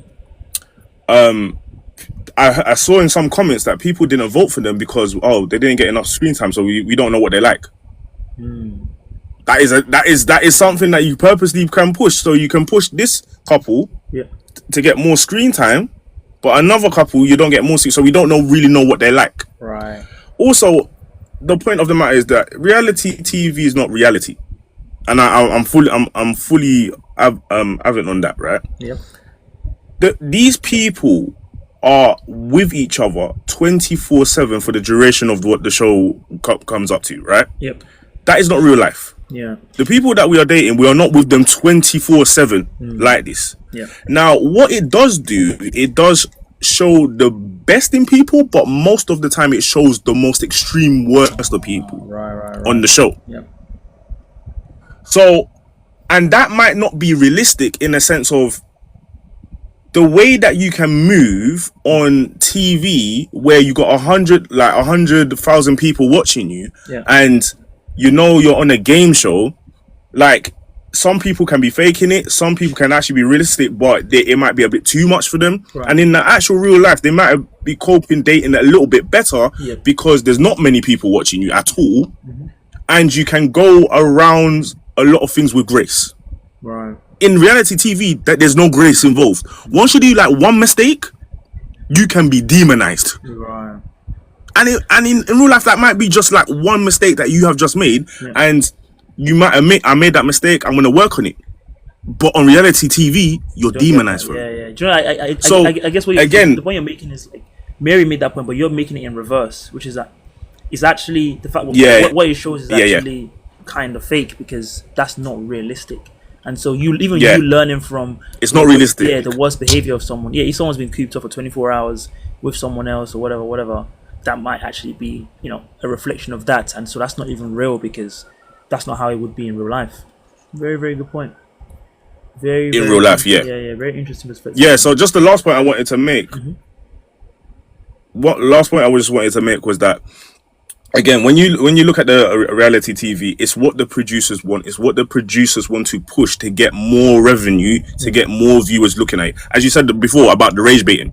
Yeah. So I remember there was one clip that they showed in First Look, Love Island USA. And the reason why I'm using Love Island USA a lot, because they do this a lot, and it's more evident with Love Island USA, is that they made a clip or somebody saying something, and they cut the clip to a point where they cut out the context. So when people actually watched what actually happened, and they saw the full context of what this person had said, they're like, oh, he said it like that and he meant this. Yeah. But first look, it showed something completely different, and people were like, oh, why is he saying that, this, that, and other? And so again, it's what the producers want to push, to have eyes on them and to create more revenue. Yeah. Again, really and truly, sometimes in dating there can be boring parts, but in Love Island everything has to be exciting. Yeah. That's not realistic. Good point. Good point. Can you? But that's all I got to say. Yeah. Before you go, can you touch quickly on the point you made about you don't think black people should be going on the show? Tell me about the racial angle as you see it. Personally for me, I'm gonna speak black men because obviously I'm a black man. Right. Women, I don't think black women should go on the show, but black women, you can speak on that on a separate part. But with me, I feel like a lot of black men, when they, how am I going to put this into words? We will make a mistake, and remember how I was saying there will be no grace. Yeah. So on the show, there will be no grace for black men to make a mistake and then go again. So again, I'm going to take this for example. Casey. Yep. Now, Casey in Love Island USA has made a mistake in the way he handled the Anaya situation. Yeah. But from then on, when he apologized, he has moved very correctly with Titi. Yeah. However, the public perception of Casey has been so damaged that people are literally calling out his name for something that was like a normal mistake that a 22-year-old will make. He's 22. Right. I don't expect a 22-year-old to have everything worked out. Yeah. And it's usually more evident of darker skinned men where they will make you out to be the villain than light skinned people. Really? So you think there's a color component again, that's here? Exactly. I think there's a color component. Okay. Very, very interesting. I didn't thought about it from that perspective. I have seen, like, I think this Love Island USA is probably the most I've seen black men be involved in Love Island at all. Like, where you actually see loads of tweets going viral where black men are actually saying stuff, and a lot of them are complaining about, kind of similar to what you said, that there's no grace for black men, and like the kind of demonization as they see it of black men more generally, which maybe there's an American component to that, which I can't quite appreciate from being in the UK perhaps, but that's something. But from that perspective though, would you then say like maybe this is a good thing? Because if this is shedding light on what they perceive to be a genuine problem, couldn't someone then say like the fact that Love Island is able to highlight it ultimately makes it good in this sense? No? It depends on where you're looking at it from. So in one sense, when you're looking at it, you can make that argument, right, where the way that you said it. In another sense, if there's already an ideology where there's a larger fan base of Love Island watchers that have that ideology of we're going to demonize black men, then it's not going to look, because I'm generally worried, and this, I'm not going to say this for Casey and Anaya, both black men and black women. I'm actually genuinely scared for them to come out of the villa and see what people have commented on them, right, generally mentally, because we got so many parasocial viewers for Love Island where they will take everything personally towards them, their whole soul. So anything that is done, right, is like they just slap themselves. It's like Casey and I have slapped them personally. Right, okay. And that is the problem. Right. It's kind of like it's toxic fans, and there's a growing number of toxic fans with Love Island UK or USA. Right. So I'm looking at that perspective where there's just like normal things that are happened that is so heightened where people are latching onto it now, and with their already way of how they view things with black men or black women, or how they view things with other people, they will grasp that and it will try to further their point of what they think. Yeah, very good point. If you get what I'm saying. Yeah, I get it. Thank you so much for your contribution, man. Yeah. Really appreciate it. Very, very nice and well thought out. I just put the football in the background. I think that's the point about the parasocial viewers is probably one that supports maybe my viewpoint and what's in Sog's viewpoint. Like, there's no way you can't say Love Island isn't partly responsible for this. Now, again, that could be maybe how they edit the show, etc., etc. But it is kind of troubling in the way people seem to express genuine vitriol for people that are ostensibly acting. You know, like a lot of these shows are, to me, quite clearly a performance. And so when you're this emotionally invested in it, maybe that speaks to, again, these producers are just feeling a need, because these people are just, they seem so willing and so ready to kind of what do you call it, to kind of invest the emotional bandwidth into people that they've never met before. That's something to think about. You can't divorce the show from the viewers. Yeah, I think I generally agree with you, Loveland. I think I generally agree with you. I think my lighting's okay now. I had a lighting that was a bit more brown earlier, which actually made a lot of sense. But I think some people have actually ran off to watch Love Island, because right before 9 a.m. before 9 p.m. we had like 40 people in here, and it just dropped dramatically once it hit 9 o'clock. Oh, Loveland just disappeared. I was just about to invite her on. Did I not click it? Is Loveland gone as well? Let me see if I can, because she says she's concerned about KC viewers support. So now I really want to hear more about what she has to say on this, because I've been following it a bit tangentially. So let's have a look. See, as a reminder, if you have any thoughts on this topic, feel free to request to share. I want to hear your thoughts. I want to hear what people have to say. Oh, Loveland's disappeared. That's a bit of a shame. Oh, she's back. It's crazy how emotionally involved these audiences are. Yeah, you're right. It is very concerning. Why is it not showing me? Hold on. Oh, come on. Alright, let me get Loveland up. I say that, I'm still waiting for this thing to open. There we go. If you're enjoying the conversation, feel free to share the live. Keep the likes coming. I think I've been stuck on 3.9 thousand likes for a while. Let's get to 4,000. Let's go beyond that.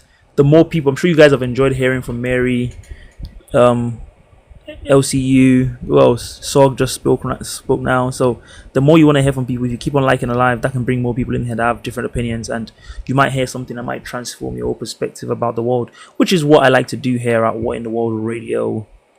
Hello, Loveland. How are you? I'm well. Short and sweet answer. Well. I mean, I think I dislike Love Island because it's made me realize a couple of unsavory truths about women. Yeah, I think women, like socially at least, are like the morally superior, as you would say, moral paragons. And I think Love Island has exposed that women aren't as principled as they like perform to be. And I think my kind of like analysis comes from this, like Jasmine, I'm familiar with Jasmine, like we've engaged on a bit, like a couple platforms like our Substack or like our Instagram. Yeah. And the woman, at least I thought her to be, it's just not what has come across on the show. Who's Jasmine? Sorry, I don't actually want to dig her out because where did you encounter her from? I don't know her. Like from my TikTok, and then she like writes on Substack. I used to like read some of the stuff that she wrote about like feminism and I guess like self-work, like stuff like that, right? And I think women aren't as principled as they make it out to be. Misogyny Island, as I call it, is literally the monetization of women's distress, women's anguish.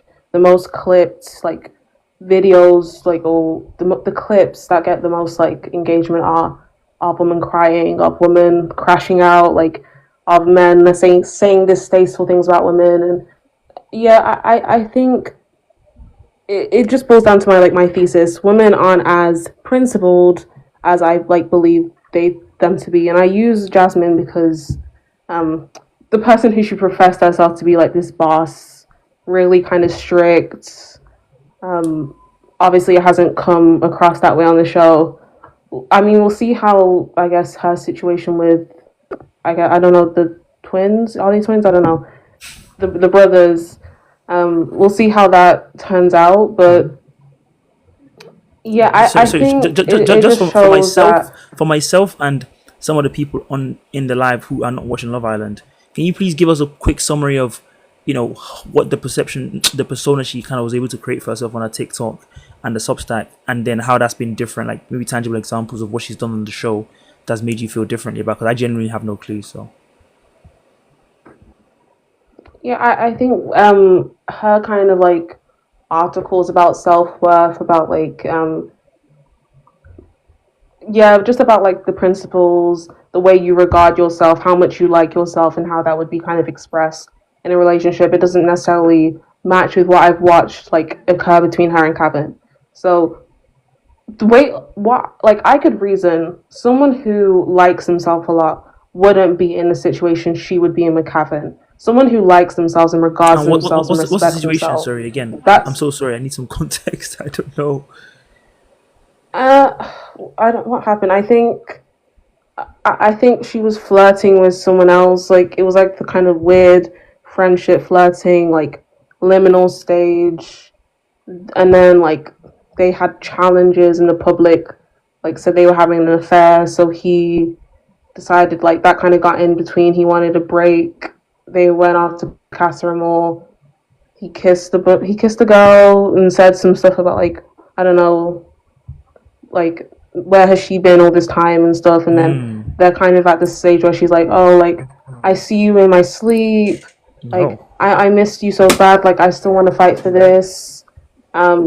She's kind of also walking back a couple of the like things that she said that she was quite firm on, like like have like I was basically 100% right in the situation. Now she's like talking about apologies and like making amends for certain things that she kind of like stated as if they were unamendable.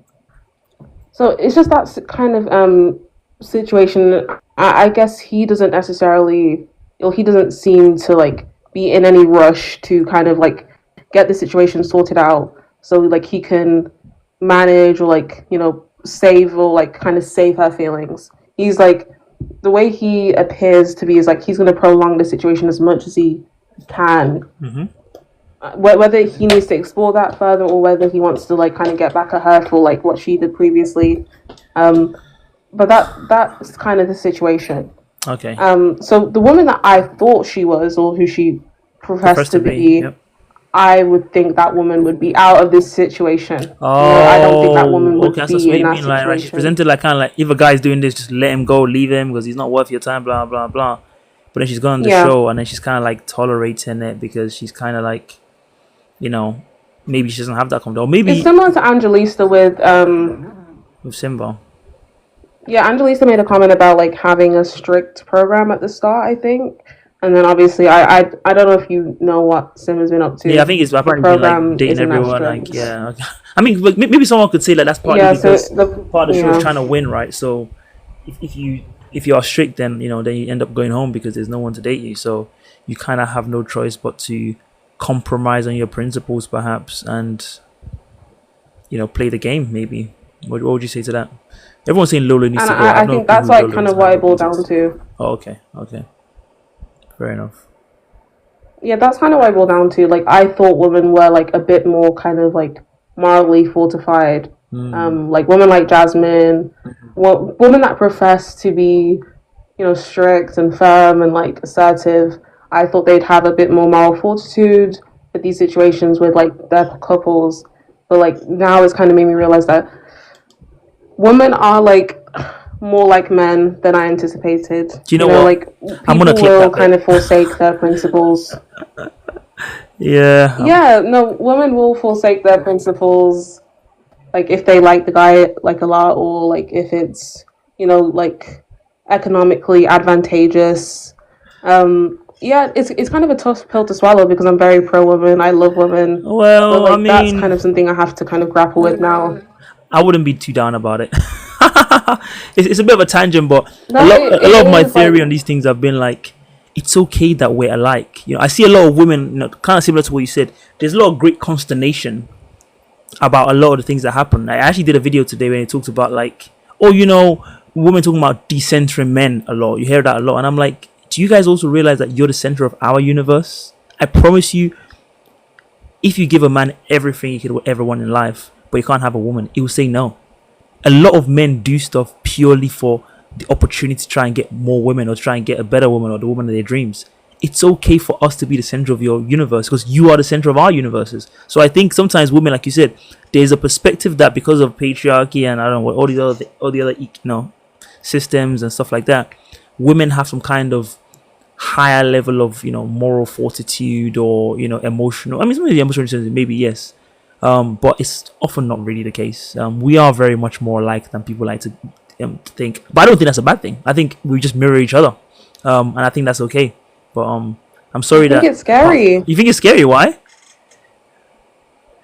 I don't like. I think it's scary not because like being like men is degrading. It's scary because like I guess like if we zoom out like on a macro level politically, this is just like I kind of aspired for women to be kind of leaders in social change, political change, and like because if we can't even like foundationally have these principles, stick to these principles, like and perform these principles, there's going to be no sort of political organization. There's not going to be any kind of like radical like destructuring of any like institutions. So I mean, like leftists have kind of been saying this about like like class consciousnness, but it's disappointing. I kind of wanted more, right? But like, yeah, I'm not gonna get it. So I mean, I guess if you go back to the thesis of like how much it reflects reality and how good or bad it is, maybe the fact that it's opened your eyes to what I think is a good thing, which is that women are a lot more alike than men than people like to admit, and because women dominate the internet, I think they're able to push their own narratives out there, which makes it seem like men are the worst things since sliced bread and they can't have no emotional self-control and this, that, and the other. So we as women, we're just not like them. Do you think maybe Love Island is actually a good thing then? Because it's kind of helps you realize that actually, you know what? Maybe we're a lot like these people who are just our fellow human beings than we care to admit. I think you don't think that's a good thing to realize? I don't mean good as in like, obviously you had a different perspective. I mean good as in like honest reflection of how the world is. Yeah, I think if that's the truth and that's like what I've kind of like landed on, the truth is always going to be a good thing. Yep. Like whether it makes me feel sad about like what that truth means for like society, that's a separate issue. It's just this is true. Like I found this to be true. Yep. And because it's true, it's kind of upsetting. But like, I mean, I don't know. This is my last season watching Misogyny Island anyway. So. Wow. Okay. Fair enough. Very, very useful take. Can I ask you what your point about you think KC supports or something? I haven't really been following it with much interest, but is there like some kind of wider societal point to be made there about this KC and Nia drama that you wanted to make? If not, it's fine. But when it comes to KC, I think KC supporters, they aren't like new. Like it's not like a novel kind of situation. Men like grouping together, like male solidarity isn't new. Like this is something that's been discussed before. It's just it's just unfortunate to see like male solidarity once again being used to kind of like punish a woman. So Anaya in this situation when like I think Casey did some important self-reflection in the end. But again, I think the way we kind of speak about like men, I guess self-reflecting or like introspecting is that like once you kind of do that, like you have like you are kind of like cleansed of like all your kind of like you can no longer be held accountable. So I guess what the previous guy was saying about like Casey has grown, like and he hasn't done the same things with TT, but like he's even after like the whole Anaya thing concluded and he chose TT, there was still kind of these immature behaviors. And I think we need to kind of be honest when we say reflection, like even someone like Simba, like how can someone introspect in a day realistically? And it's not a logical impossibility, but like do we really expect meaningful change within one day? Yeah, good question. I don't know. Very fair point. No, thank you for your contributions. Really, really appreciate it. Are you not watching Love Island right now? I know he's on right now, no? No. Oh, are you done? You're done? I'm done with Misogyny Island. Wow. Yeah. Very, very big stuff. Okay. I'll just watch, like, unfortunately. I mean, hopefully that kind of maybe pushes you closer to more rewarding pieces of entertainment. I have some documentaries I can recommend if you're interested. Yeah, I like reading. I watch like Love on the Spectrum. Maybe that's like a love show I'll watch. But... No, fair enough. All right, thank you so much. I'll speak to you soon. You'll be able to stick around for the rest of the conversation. Must be love on the brain. It's like I don't really know lyrics. That song just came to my mind when she said love on the spectrum. But that was a very, very interesting perspective. Loveland seems to be mourning the fact that her perspective on women's emotional superiority to men has now been shattered. I think that's a good thing, because I think the perspective of women's emotional superiority to men is the cousin or maybe the sibling of gender essentialism, which posits that as a man you're just this way and therefore you're basically you're inferior to women emotionally because you're a primitive caveman who just can't understand the subtleties of emotion. I think we should be rejecting that kind of perspective. And so, Loveland, honestly, I'd say this is very good that you've come across and realized that, yeah, a lot of these people, I don't know if it was Ta-Nehisi Coates that says, he was talking about the Israelis, and his perspective on the Israelis, bear with me here, was that these are people that have gone through an historic injustice in the Holocaust. But people automatically think because you go through that makes you reborn as some kind of perfectly virtuous beings. But yes, people that go through injustice, what we hope is that they go through those kind of things and they're able to see the world differently and be like, actually, this is bad, so I shouldn't behave this way. It's not always the case. So I say that to say, like, the way I think a lot of women view the world is that because we are victims of patriarchy, this grants us some kind of exceptional or extraordinary insight into the world that men, as the perpetrators of this patriarchy, just can't physically see. That's not true. Okay, as sobering as that might be, it's not true. Okay, and it's always good to find that out, I think. So, Quez, you made a point about crime and stuff, which I'm not sure I want to go there yet. So, give me a second. It seems like Sog wants to respond to something. Is there anyone else? Is there anyone else? That sounds like Gladiator. Is there anyone else? Just as a reminder, we're talking about Love Island and my theory that it is emotional junk food, which is that it's designed to give us a highly dramatized, false perspective of the world that's akin to consuming fast food, which ultimately, while it's filling in the time and tastes very good, it's actually filled with a lot of stuff that's actually ultimately bad for us. And honestly, we've had some fantastic submissions and contributions from different people, agreeing and disagreeing. People talking about how they think it actually just reflects real life, and if it reflects real life and is holding a mirror to our society, what's so bad about that? Some people have disagreed and said actually it reflects real life in a negative way, because it's actually not real life, because people are crammed into a space for 24 hours in a day, and the producers have a lot of power to craft and define scenes in a way for maximum engagement. So they're kind of rage baiting people ostensibly.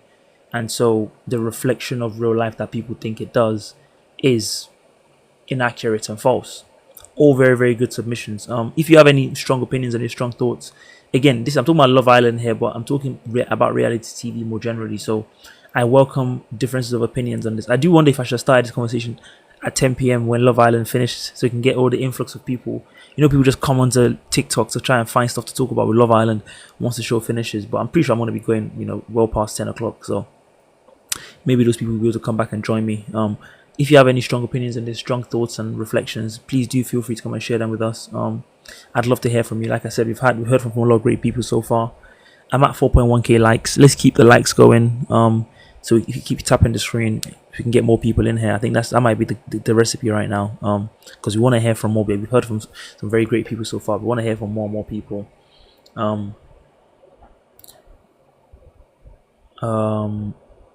And I think that will contribute to a very rich discussion. I always love the fact that my comment section is always filled with just so much activity. I'm seeing talks about criminology and crime. I don't know how that conversation came into it. I'll be honest, I'm not too sure. But again, as a reminder, we're talking about reality TV and what it says about us. I want to try and go through some of the comments and see if there's anything I've missed out on, anything I should be bringing out to the lexicon. I think it's always useful stuff that's being said here, but the conversations are moving so fast that sometimes I'm not able to digest it, so I don't want to miss out on anything. Litha asked me a question about, am I holding men to a higher standard or burdening women with morality? Litha, I'm not too sure what you mean by that question, if you don't mind expanding or rephrasing. Sog says, if women were able to do the same thing that men If women were able to, they will do the same thing that men will do. I think it's true. I think it works both ways, and that's part of the fallacy of moral superiority. I think that a lot of women should probably contend with. A lot of things you complain about that men do that you find objectionable, it's just because you're not a man. And I say you're not a man, not in the sense of like, oh, you're jealous of men being able to do that. But I think some of it is also like, a lot of it is just a male perspective that it can be hard to understand if you're not a man. So for example, even like a lot of people have talked about Simba and how he really struggles to commit to one woman, and how much of a lot of people view that as a moral failing. The fact that you're always chasing, the most attractive, then the next girl that comes along. And if you think about it from an individual perspective, that sounds really troubling. But when you start to reflect on what it means, given how prevalent it is, I think someone said earlier, like, it's just what black men do. They just do situationships all the time. Then you start to ask yourself, this is not someone deciding to do this. The way Simba's behaving, of course, there's an element of personal responsibility here. And so his actions are his actions alone to take responsibility for. But he can't help it. It's not something he can consciously stop or start. And if that's the case, then you start to ask yourself, what are the societal pressures / influences that lead someone to develop in this way? To me, maybe because I'm a guy, but that's the kind of level of curiosity I start to have about human behavior. When I see, for example, the fact that I was talking earlier today about, I made a video about the fact that a lot of women struggle to have casual sexual relationships.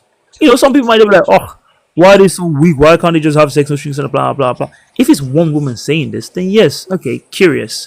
But when you see it as like, generally speaking, it seems like women are not able to do this just for whatever reason, then you start to be curious and be like, you know what exactly is what's going on here? Like, why is it the case that this is what it is? And I think there probably can be a whole study done on, I don't know if I'll say black men. It seems like a unique black men problem. What exactly is happening in the lives of these black men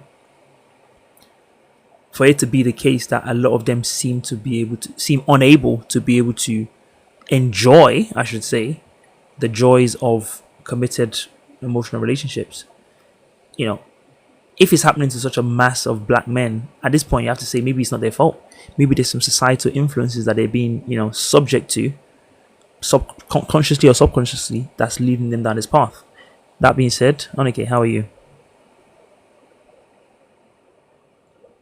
Yeah, look, can you hear me? I can hear you. How are you doing? Yeah, I'm all good. How are you? I'm not bad at all. I'd love to hear your I don't know how to answer your last question about men struggling with relationships, but in terms of Love Island, I feel like, I guess in the way you put it, junk food is part of a balanced diet. You know when to get McDonald's. You know when you should cook at home. You know you can switch off. You can switch it on. Okay. So yeah, I feel like you just take everything with a pinch of salt. You know what you're watching. Like in reality, if my man goes on a lad's holiday, I'm not expecting him to come back with a girl and say, I'm going to explore this connection. Like, you just wait here.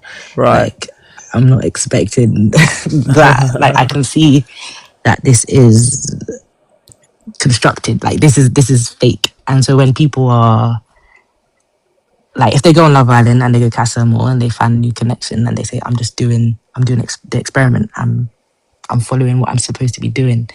Like, yes, they are. But if people, again, a couple other people said like parasocial relationships, people have invested in the relationship that they're on. Yep. And they're like, nah, in reality, this is incorrect. But on the show, they're doing what they're supposed to do. So it's just, honestly, if people watch reality TV as it's supposed to be watched as entertainment, I feel like people will give a lot of grace. Because you mentioned Ikenna coming off and saying that's not who he is, and there's obviously other situations where like people commit suicide and stuff like that because people are saying this is a reflection of reality when it's not. It's a show. It's scripted, as you said. It's like interesting. Yeah. Okay. So you can agree that like it is junk food, but I guess if you're having junk food and you're having egg fried rice eggs are from protein in there, right? There is elements of stuff you can enjoy that'll be good for you in there. Yeah. So you're putting the onus more on Of course. the people that are watching it and saying if people are just watching it sensibly, then it shouldn't really be a problem. Yeah, I feel like too much of a good thing is a bad thing. But even bad things are good in moderation. So like Sounds oxymoronic. again, it's the producer's fault because yeah, but it makes sense if you deep it. Okay. Yeah, like the producers, of course, they know what they're doing. They're creating a show, Right. so it's on them as well. It's on the people on the show. They know what they're doing. They're getting brand deals on it. Like the first season of Love Island, people were having sex, like going crazy. Now people are more conscious of how they're acting, so they're aware. And then in the same way, you should watch it in the same way. Like you know what you're watching. You're watching a scripted TV show. Everyone here wants a brand deal at the end of it. Right. So it's just and so what would you then say to junk food? What would you then say to the fact that we do have so many people watching it in a parasocial way? You know, like what do you think that says about, I guess, where we are right now, where people are trying to so bad live vicariously through basically constructed and fake relationships? Well, I guess it's like a reflection of reality, but in an escapism kind of way. Like it is reflecting reality. People, again, a few people have mentioned online dating and stuff, and just accessibility to people and airing people, ghosting people, talking to multiple people at once. Like it's a reflection of society. But again, I think Sog said like you're around these people 24 hours a day. So like, yeah. So it depends on,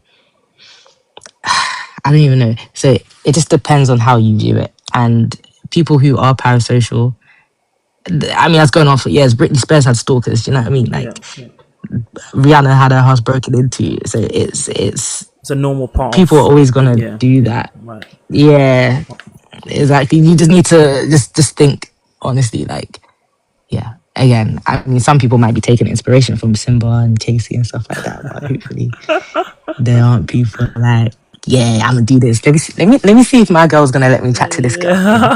So, let me take notes. Hopefully, no one actually does that. Okay.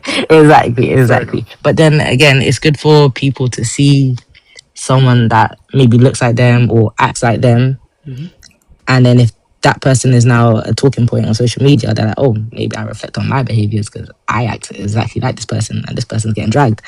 So maybe they can look inwards or fair enough. or aspire to be like someone else. That would be the hope anyway. Yeah.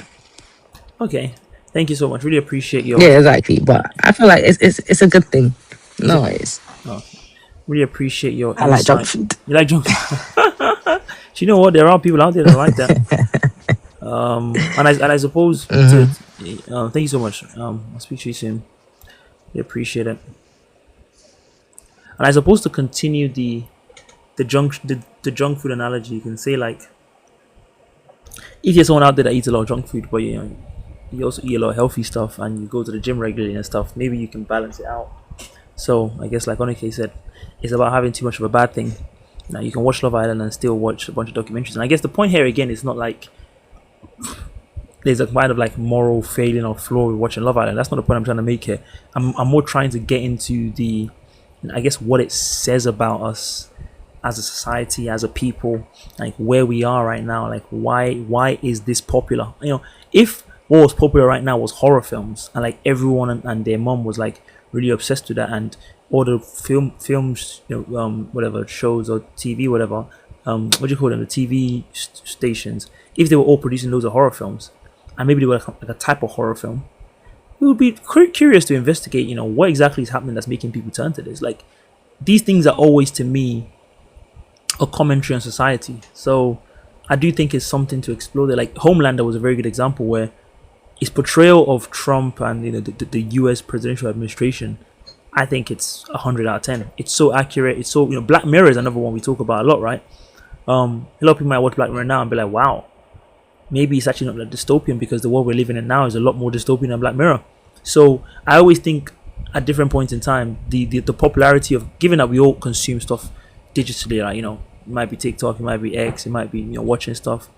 Given that we all consume stuff, there's no way these things don't have an impact or don't reflect something in some way, and that's kind of what I'm curious to talk about. Quez says most Black men struggle with lust. It's interesting you say that, Quez, because if you think about, I want to introduce something based on that point you just mentioned. If there was like, and again, maybe it's an extreme example, but bear with me. If there was like a woman and she was a very lustful person. The word lustful is so judgmental. It's a bit like saying fornication. It just sounds like a normative, like you're talking down at someone. Fornicating. But if there was like a woman that, you know, that was kind of like that, I think a lot of people will try and unpack like what exactly happened to her to make her like that.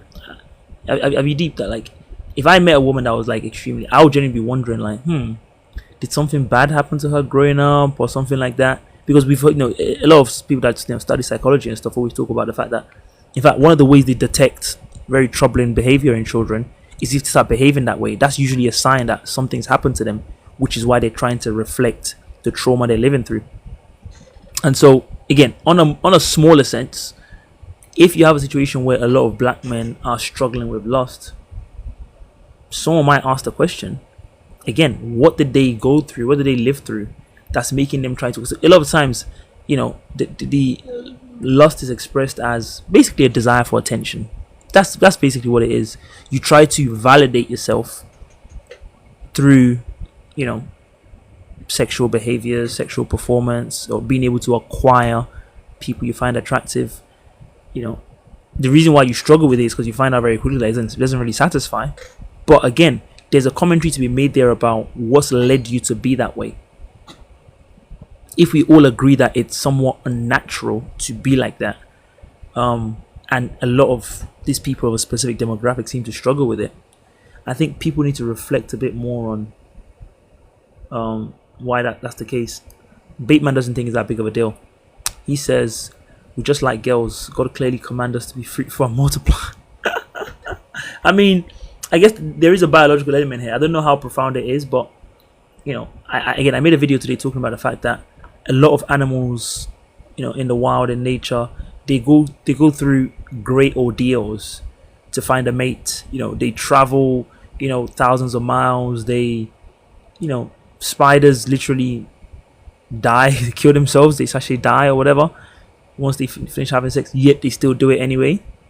So maybe there's some kind of element of biological wiring here. I think what's confusing about it is that women don't seem to have the same problem. Maybe, yeah, they don't. Like, let's just call it what it is. Like, women don't seem to struggle with it in the same way we do, Bateman. So I'll push back on you and say, like, okay, yes, God told us to be fruitful and multiply, but I think we're going, you know, I think we're starting to go beyond God's commandment in this way. And a lot of times, you know, it's not even that this is being done to try and, you know, multiply, as you say. A lot of time it's just being done to, again, fulfill that kind of, you know, emotional desire / want of, you know, new women, different women, more women. Okay, so of course you think that the early exposure also contributes. Very, very fascinating. Yeah, I don't know what the country specific angle would be here. I live in the UK. I think you live in South Africa. I think, to my knowledge, at least based on my circle anyway, I think most of the men in my circle and most of the men I know about, a lot of them tend to be more late in the teens. So it seems to be more in the normal range. Again, I don't know if South Africa is different at that point. I wouldn't really know. But something to think about. Again, if you're interested in joining me on this conversation, sharing your thoughts, please feel free to request. I am curious to hear from more people on this. It's 10 o'clock, so I think in about 5 to 10 minutes or so, the Love Island crew might be joining us, and maybe they'll have some very, very interesting things to say, especially after watching today's episode. I don't know what happened on today's episode. I'm just saying, maybe they'll have some interesting things to say. We will have to see. Let's keep the lights going. We're at 4.5k now, going for almost 2 hours. Yo, AJ, what you saying? I'm not bad, YOLO, man. How are you? Good still. Very, very nice. Love Island You just equals come from watching junk Love food. Island? Nah, I stopped watching. I had to stop watching it, You had to. Why? bro. The show is shit, and it felt like it's a degenerate show. In what sense? Do tell. So wait, I have a question. First of all, was this live specifically for people who still defend watching it? No, it wasn't. It wasn't meant to be for people that defend or don't defend. I had a theory that Love Island is kind of like emotional junk food. Like it's kind of highly curated to rage bait, to stimulate all these emotions in us.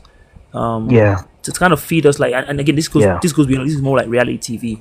The reality TV, you have Baddies, you have Married at First Sight, Love Is Blind. All these kind of shows are just there to kind of feed us that like quick dopamine. Kind of like similar to eating fast food. When you eat fast food, exactly. you get like, it fills you up and it tastes really nice, but it's like high salt, high sugar. It's really bad for you actually. So my theory was that like deep down, these shows are kind of corroding us in a way that I can't quite explain. That's kind of what I wanted to talk about, and I want to hear what people have to say. But the thing is, at least fast food is enjoyable at the time. This is even enjoyable if I'm being in the first place. If I'm being honest, Right. Okay. Interesting.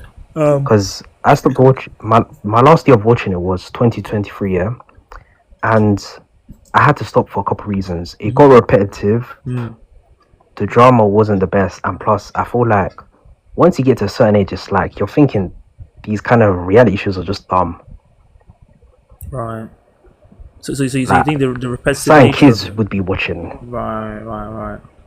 Do you know what? It's funny you mentioned certain kids will be watching because Yeah, 'cause I feel like there's- if you think about reality TV, the example I gave in my video when I made it was like when you watch people date other people, it's a bit like kids. When kids will watch a YouTube video of other children playing with toys that they have. It's kind of what the vibe was given to me. Yeah, exactly. Yeah, but like, yeah, it just felt, and I felt like there was only so long you can kind of rinse the same product. Right. And also, I don't like how a lot of people they kind of psychoanalyze the show every episode too much. Like they have to nitpick every small thing and do like an essay on it, because that's why I see a lot of these like Love Island live debriefs at the end of each episode. Yeah. And they're grilling islanders, human beings, like with emotions, with feelings. Like it makes no sense to me. Do you know the point you made about the quality of the show is something I actually want to touch on a little bit here, because you've talked about basically how this format is the same every time. We know what's coming. We know what's going to happen. They're going to be there for a few weeks. They're going to go to Casra Mall, meet people. They're going to introduce people at certain points to try and get someone to like go with them, blah, blah, blah. What do you think it says about the fact that these shows are popular and the quality of the show itself? It's a bit like watching a shit movie. Like imagine if like, those, I don't know if you've seen like those what's the name of the guy that plays Lincoln Burrow? Not Lincoln Burrow, the other one. Basically, a movie that has a really bad script. Imagine that you see like a movie that has a really bad script. Acting is terrible. Wentworth Miller. That guy, terrible actor. One of the worst actors I've ever seen. Imagine if like his not the guy that plays the smart one, the guy that plays the brother. Oh, Dominic Purcell. Is that his name? I think that's his name. Dominic Purcell. Lincoln, yeah, from the guy that plays Lincoln. Yeah, him. Purcell. I think he's a terrible actor.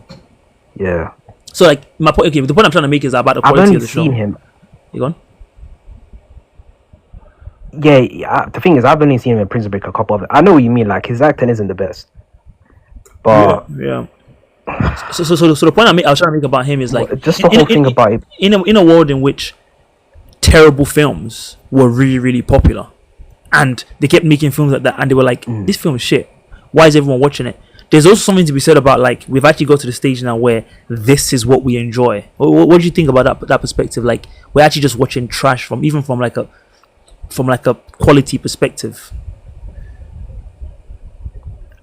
I agree. That's why nowadays I don't really watch new movies like that. Like the standards of movies and shows has dropped massively, but there's still a big demand for it. But specifically Love Island in this case, every year they keep putting out reports saying that the views have dropped. That's the issue. So that's what I don't get. The views have actually dropped. It's just that it has a loyal fan base that a lot of people watched it for the quality and they stopped watching it because it got shit. But they still have that Love Island loyalty fan base where even if the views dropped, they're still going to tune in. Yeah. and it will never stop. Yeah, even if it goes to series 30. It'll still keep going. Exactly. When the whole thing's been rinsed out. It's on series 13 by now. Yeah. So I think that's like, and they keep making all these derivative like Love Island games, All Stars, and it's like a retread of the same. And again, I just can't get away from the fact that this is not good for us. Like, it's not good for us. Like it says something bad about where we are as humans. That this is a show that people are investing. Because remember, ITV spent a lot of money to invest in these shows, right? Like, this is the best they can do in terms of entertaining us. Like, what's even happened to our entertainment capabilities if this is, what we're being entertained by? I don't know. I think that's just strange. Yeah, that's the thing with ITV. Like, back in the day, ITV was producing bangers, but now it's like its big product is Love Island. It has to invest in it because even if the views are dropping, it's still one of their most popular shows right now. Yeah. Sadly. Obviously, strangely. Between the Facebook moms, Black Twitter, that's their fan base. Yeah, fair enough. No, that's a good point. Actually. Thank you so much for joining, man, Yolo. Really appreciate your insights. That was a very, very strong and reflective contribution. I'm expecting the Love Island people to... People like watching hot people. Sorry? People like watching hot people. That's not why we watch Prison Break. Yeah, I was like, I don't know what she's talking about. I do not know what she's talking about. Women and men are so different. Like, they just be doing anything, these ladies. We're talking about we watch it for hot people. Who does that? Sometimes a woman will be like, this guy's so hot, I want to watch his film. Really? You don't care that he's a bad actor? You're just like, he's just good looking? Women are so strange. But you know what? Maybe that is very similar to what men do, because obviously men just be liking women just because they're attractive as well. But not like to watch a film. I wouldn't watch a film because, like, who's a really pretty actress? I don't know, Angelina Jolie. I know she's not. She's getting a bit old now. I wouldn't watch it because she's hot. That was the most basic answer you just gave. Huh? It was basic. Yeah, it was basic answer. Like, I don't know. Halle Berry again. She's old as well. Like, who's like a new age hot like actress?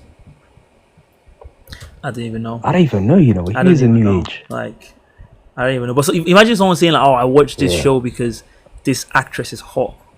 Can you grow up? Respectfully. Yeah, I think you're Gunos, man. What are you doing? Like, yeah, you grow up. Like, bro, enjoy the acting skills or like the plots and stuff. What do you mean you're watching it because the person's good to look at? Stand up. I'm saying. I want to highlight a point about the black community during Love Island. Oh, there we go. I've seen this a lot, and it's kind of like. Tell me. Wait, which? Here we go. I was just teasing. It's just funny. You sound like you. What that meme? Like, black people. You know that meme? That's what it sounds like you're doing. Like, that was funny to me. I promise, I am not a coconut. I have nothing against my people. No, it's fine, bro. I have nothing against my people. Only the people with Love Island. But I'll be seeing a lot of the way these people talk about like Love Island, like Black Love or Love Island, how they want the black girl just to be loved, and it's kind of like they move like Pan-Africanists, but it's like they move like activists. But the only time they speak on black issues is a degenerate dating show. Not the actual black issues in society. Right. But they think they're activists because 99% of the time they talk on black issues is Love Island, a degenerate show. That's what I find cringe. Do you know what? That's actually a very interesting point to reflect on. You hear that in terms of like representation and stuff, right? Like, why can't they why can't the black women succeed or blah blah blah? But it's never like in a way that is actually something that makes sense. It's always in a weird way, like, okay, if there's less black representation in that show, so what? That's actually probably not a bad thing overall. Like, let's get our hard faces on a degenerate dating show. Like, yeah, that's actually a very good point. We need them better spaces. Agreed. That's actually a very, very good point. Anyway, thank you for sharing, man. For the wrong spaces. No worries, bro. I'm gonna jump back in the comments. I know worries, man. Appreciate it. Thank you so much. Yolo is one of my long-term viewers / listeners / bro. I don't know how long he's been riding with us from day one. We'll be sharing the money. I want to move like Tinubu when I blow. Yolo, Mr. Watcher, Lither. I'll start sharing money. Share the loot. Give me the loot. Anyway, thank you for that, Yolo, man. I really appreciate it. If there's anyone else in the audience that hasn't shared their thoughts already, again, I think we're starting to drift more into just more reflective comments, which again I love. Sometimes I usually have a topic like this to stimulate conversation, but what I often find in these conversations is that there's a lot of people like Yolo, like different people that have joined already that have a lot of sober, reflective, very useful thoughts about human behavior, about what I'm talking about, things that tangentially related to it. So feel free to kind of, take us on a slight little tangent. Still keeping it relatively within bounds, but I want to hear people that are reflective. I feel like that's what this community is about.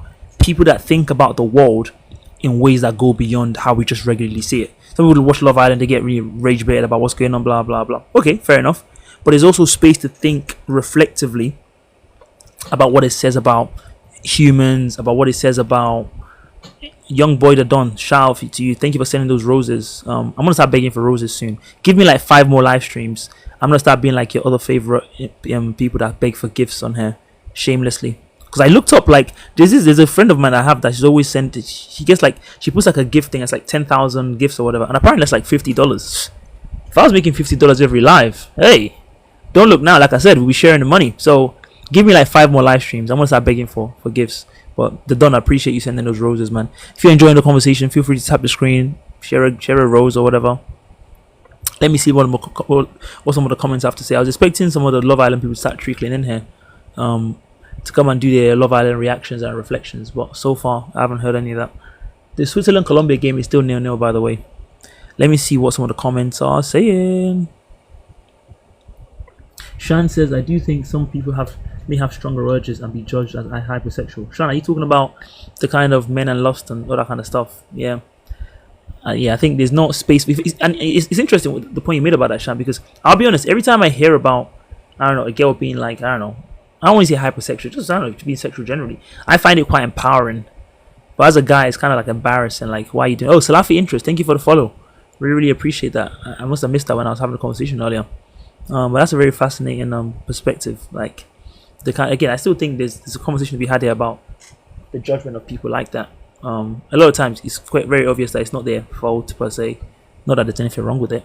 Maybe they might be like internally, but it's not like a moral failing or anything, I don't think.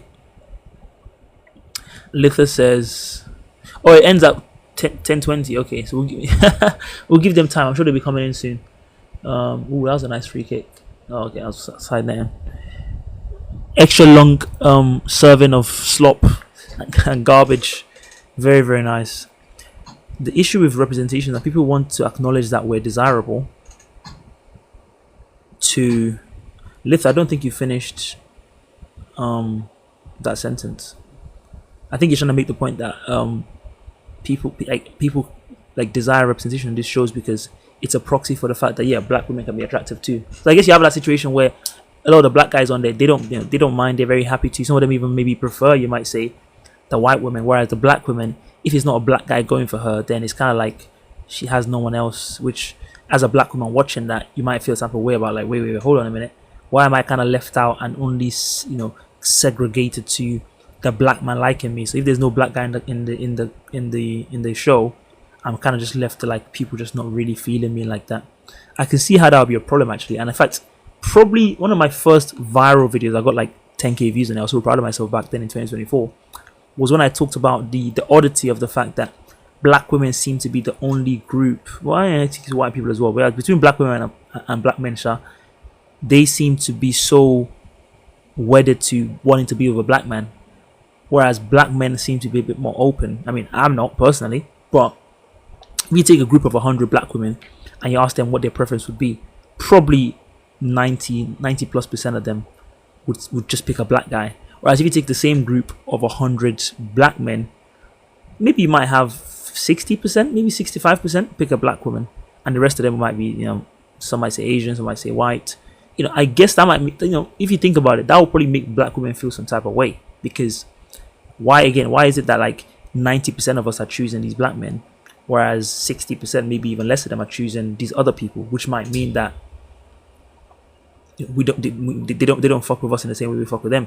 And I said this around the Nala baby controversy. There was a video from a couple years ago where the Skepta, is this not Skepta? What's it? Captain Conan. I don't know which one it is, Krept or Conan, whichever one it is that owns Nala baby.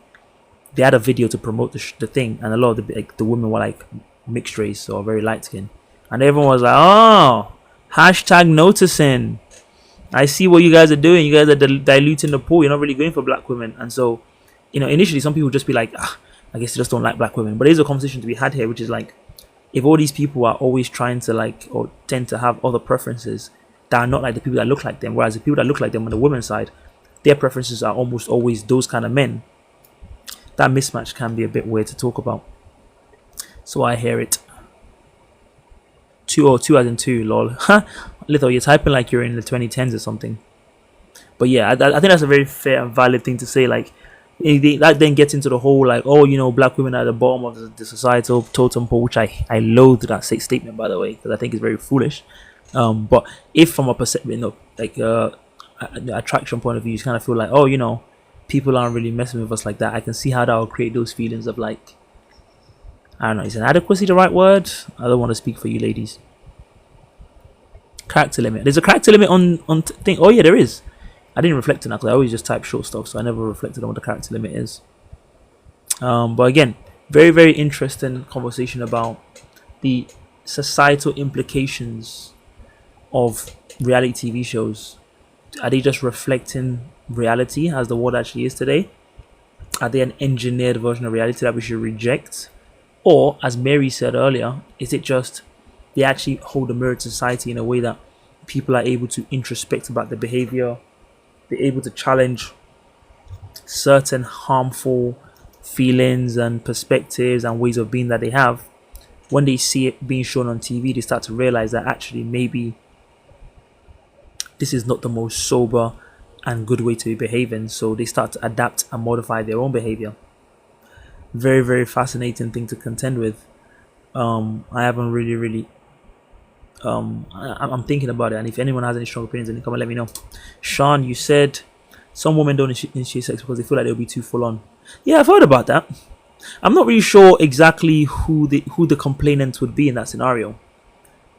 I'm trying to think about if I've heard of a man say like, I found this girl to be too full on because she wanted to have sex with me. You know what? That's a problem most people will be happy to have. Take it from us. I think I can speak for the collective manhood in this case. That it's okay to be full on as a lady. I think what a lot of women don't realize is that a lot of men are very used to being the ones initiating. So it's very actually surprising when a woman initiates. And it actually feels really nice because it feels like, oh, okay, you actually want to do this as well. A lot of times it always feels like, and again, it maybe sounds a bit silly, but it always feels like as a guy, you want to do it and then you suggest it and they're like, okay, let's do it. Sometimes you don't think like actually they want to do it just as a first instance, and that can be very feel very good for the ego. So something to think about there, Sean. Tell those women from me, it's okay. My ears are ringing. We're 2 hours and 12 minutes in. Very, very fun conversation so far. I'm just checking my notes to see how much opinions I've got. I think I've got a good amount. As always, keep the reflections, keep the opinions coming. Maybe in about 20 minutes or so, I'll probably, if there's no more takes on this, I might switch to the political side and quickly talk about Nigel Farage and hear what people have to say about him. But it's 10:19, so I want to give the Love Island people a chance to leave their show and come and tell me.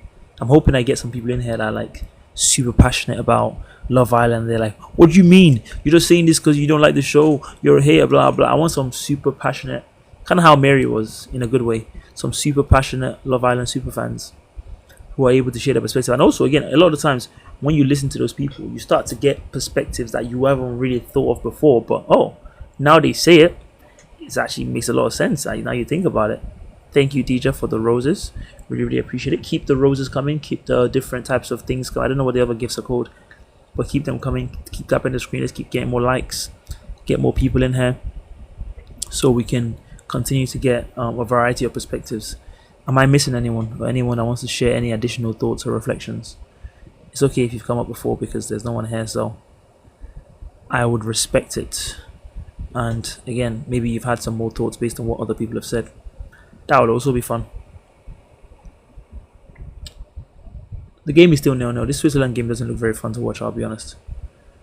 I'm not really enjoying that so much. A lot of people are coming in. Oh, Football Banter's back. I think he went to watch Love Island. I think there's an aspect actually I was just reflecting on now in terms of the Someone mentioned about how ostensibly it's kind of a job.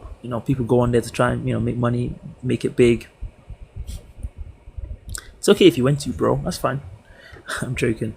And if you think about the economy we have right now, where a big part of it is expressing yourself and that kind of the entertainment economy, I've often felt like this is a good thing overall, because it shows how interesting humans are. That something as silly as entertainment, imagine if a group of monkeys were able to develop an economy around climbing trees. Like, they all start to watch each other climb trees, and they start betting on who's going to climb the tree the fastest, and they start, like, ostensibly this is a very basic monkey trait. Why are you guys monetizing this? I don't know if that's a good or a bad thing or not, because being able to get money from just enjoying yourself, expressing yourself, that seems like an overall good thing. But it is a shift we're seeing in the economy, and so again, maybe that's just a shift that's kind of following the trend of more digitization, right? As the world gets more and more digitized, it just follows on that, like, that starts to become more and more of a job for people, and so there's different avenues for you to try and make it in that field. Very, very good. Is there also a side where the economy is getting more and more hollow? Like, there's not really much value being produced, because if ostensibly the economy is just about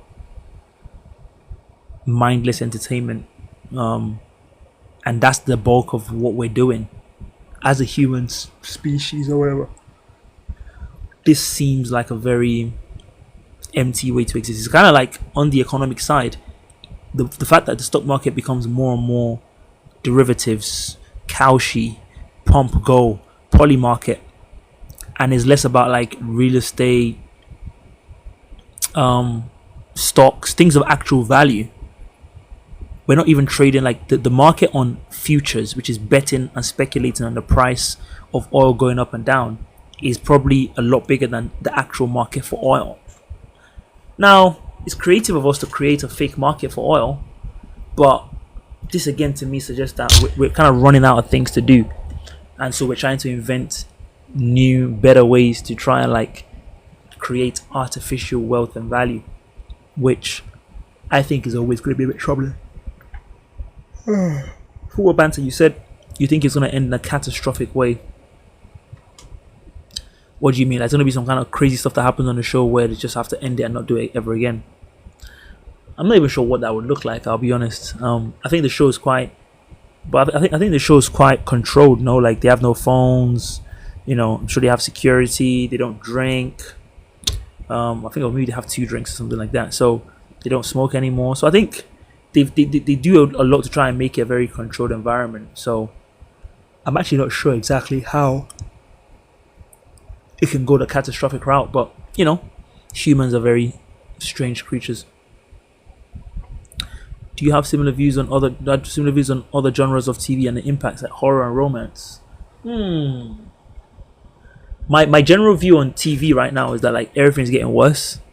If I reflect on the impact of horror, I don't know if I have any strong opinions on that, actually, I'll be honest, because there was that time where people used to talk about, watching a lot of violent stuff is making the kids more violent, and they're trying to act out what they see, blah blah. But I think a lot of studies have come out and said there's no real correlation. So I can't actually say I have many. And I think also maybe because when it comes to TV, I don't think we see the same correlation with society as we do with general TV, like fictional TV. I think you see it a lot less pronounced. I think reality TV is able to do it better because people are acting, but they're not really acting. Like, these are just ostensibly ordinary people. Whereas when it comes to TV, a lot of these people are actually acting. Like, they're being paid to put on a certain persona. And what you usually find, actually, maybe part of why TV is actually getting really bad, is that they actually try not to reflect society that meaningfully. They just write a stupid script that's actually very detached from reality, and just publish that. So to answer your question, I'd say probably no. I think horror as a genre has even kind of died down, really. Like, you don't see any good horror films going now. You had that era where all the horror films were about some haunted whatever, which is like, it's not even real. Like, it doesn't shock us in any meaningful way. Romance, again, I'm trying to think about which romance I've really heard about recently. I can't think of a TV series. Actually, no, Insecure. Actually, no, I lied. Insecure was a good one that kind of people had a lot of think pieces about. how that reflected dating and romance and stuff like that. Actually, so I take it back. Maybe Insecure, but I didn't have any super big takeaways on Insecure. I don't know if you did, Sean. So I didn't think of that and think like, this shows how unfair the whole dating world is. Blah blah blah. Maybe again, those shows are a lot slower to do that compared to reality TV shows because it tend to happen a lot later on, or the script takes a long time to write. So in the development of the show, you don't quite see the parallels to reality in the same way you do. Now, what I would say about genres of TV is that what I do enjoy the most, and now we're going off topic, is shows that are able to spoof reality. So I love Homelander because that's kind of what it does. Homelander is for me one of the best shows I've seen in the past couple of years because it literally holds a mirror to society in showing us just how crazy the world we're living in right now is. Because I think because we live through the world, it's very easy to forget just how mad what's going on is. But when you see Homelander, you're like, oh shit, this guy is like Donald Trump. This guy's Donald Trump. And you start to see the different ways and crazy ways. And Sean, I wish I could rewatch stuff. I'm not really a rewatcher. I might try though, but like for me, once I watch a show once, it's very hard for me to watch it again. It has to be a long time. Like even Breaking Bad, I'm thinking about like if I could wipe my memory and watch that again, I'd love to. But Homelander, Homelander. It's not what it's called. It's called The Boys. I keep saying the show is Homelander. Homelander is the main character. The show is called The Boys. But I'd see if I can try and rewatch it. But it's a great show, especially now that it's basically finished.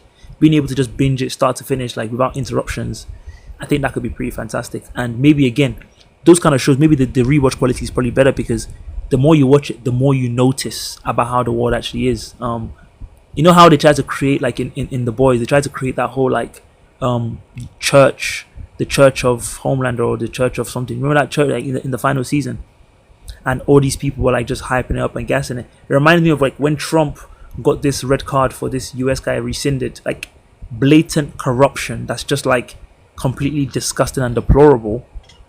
But then you have all these Americans saying, yeah, I don't care that he's corrupt. USA did it for us. And I'm like, that's literally how they were behaving in Homelander. Like, again, in The Boys, it's hard for us to believe because when you watch The Boys, you're like, guys, how the hell can you believe in someone that's like unaliving people in front of your very eyes? But that's kind of how like these people are behaving. Like Trump does something blatantly corrupt, but there's this bunch of people who think this actually genuinely excites them because it's on their side or whatever, and so they just go along with it even though it's clearly not on their side. And these are some of the most narcissistic people on the planet, but they actually have a cult following. Again, there's probably allusions there to the reality stuff I'm talking about. Like people are building massive followings of how they're behaving and stuff, which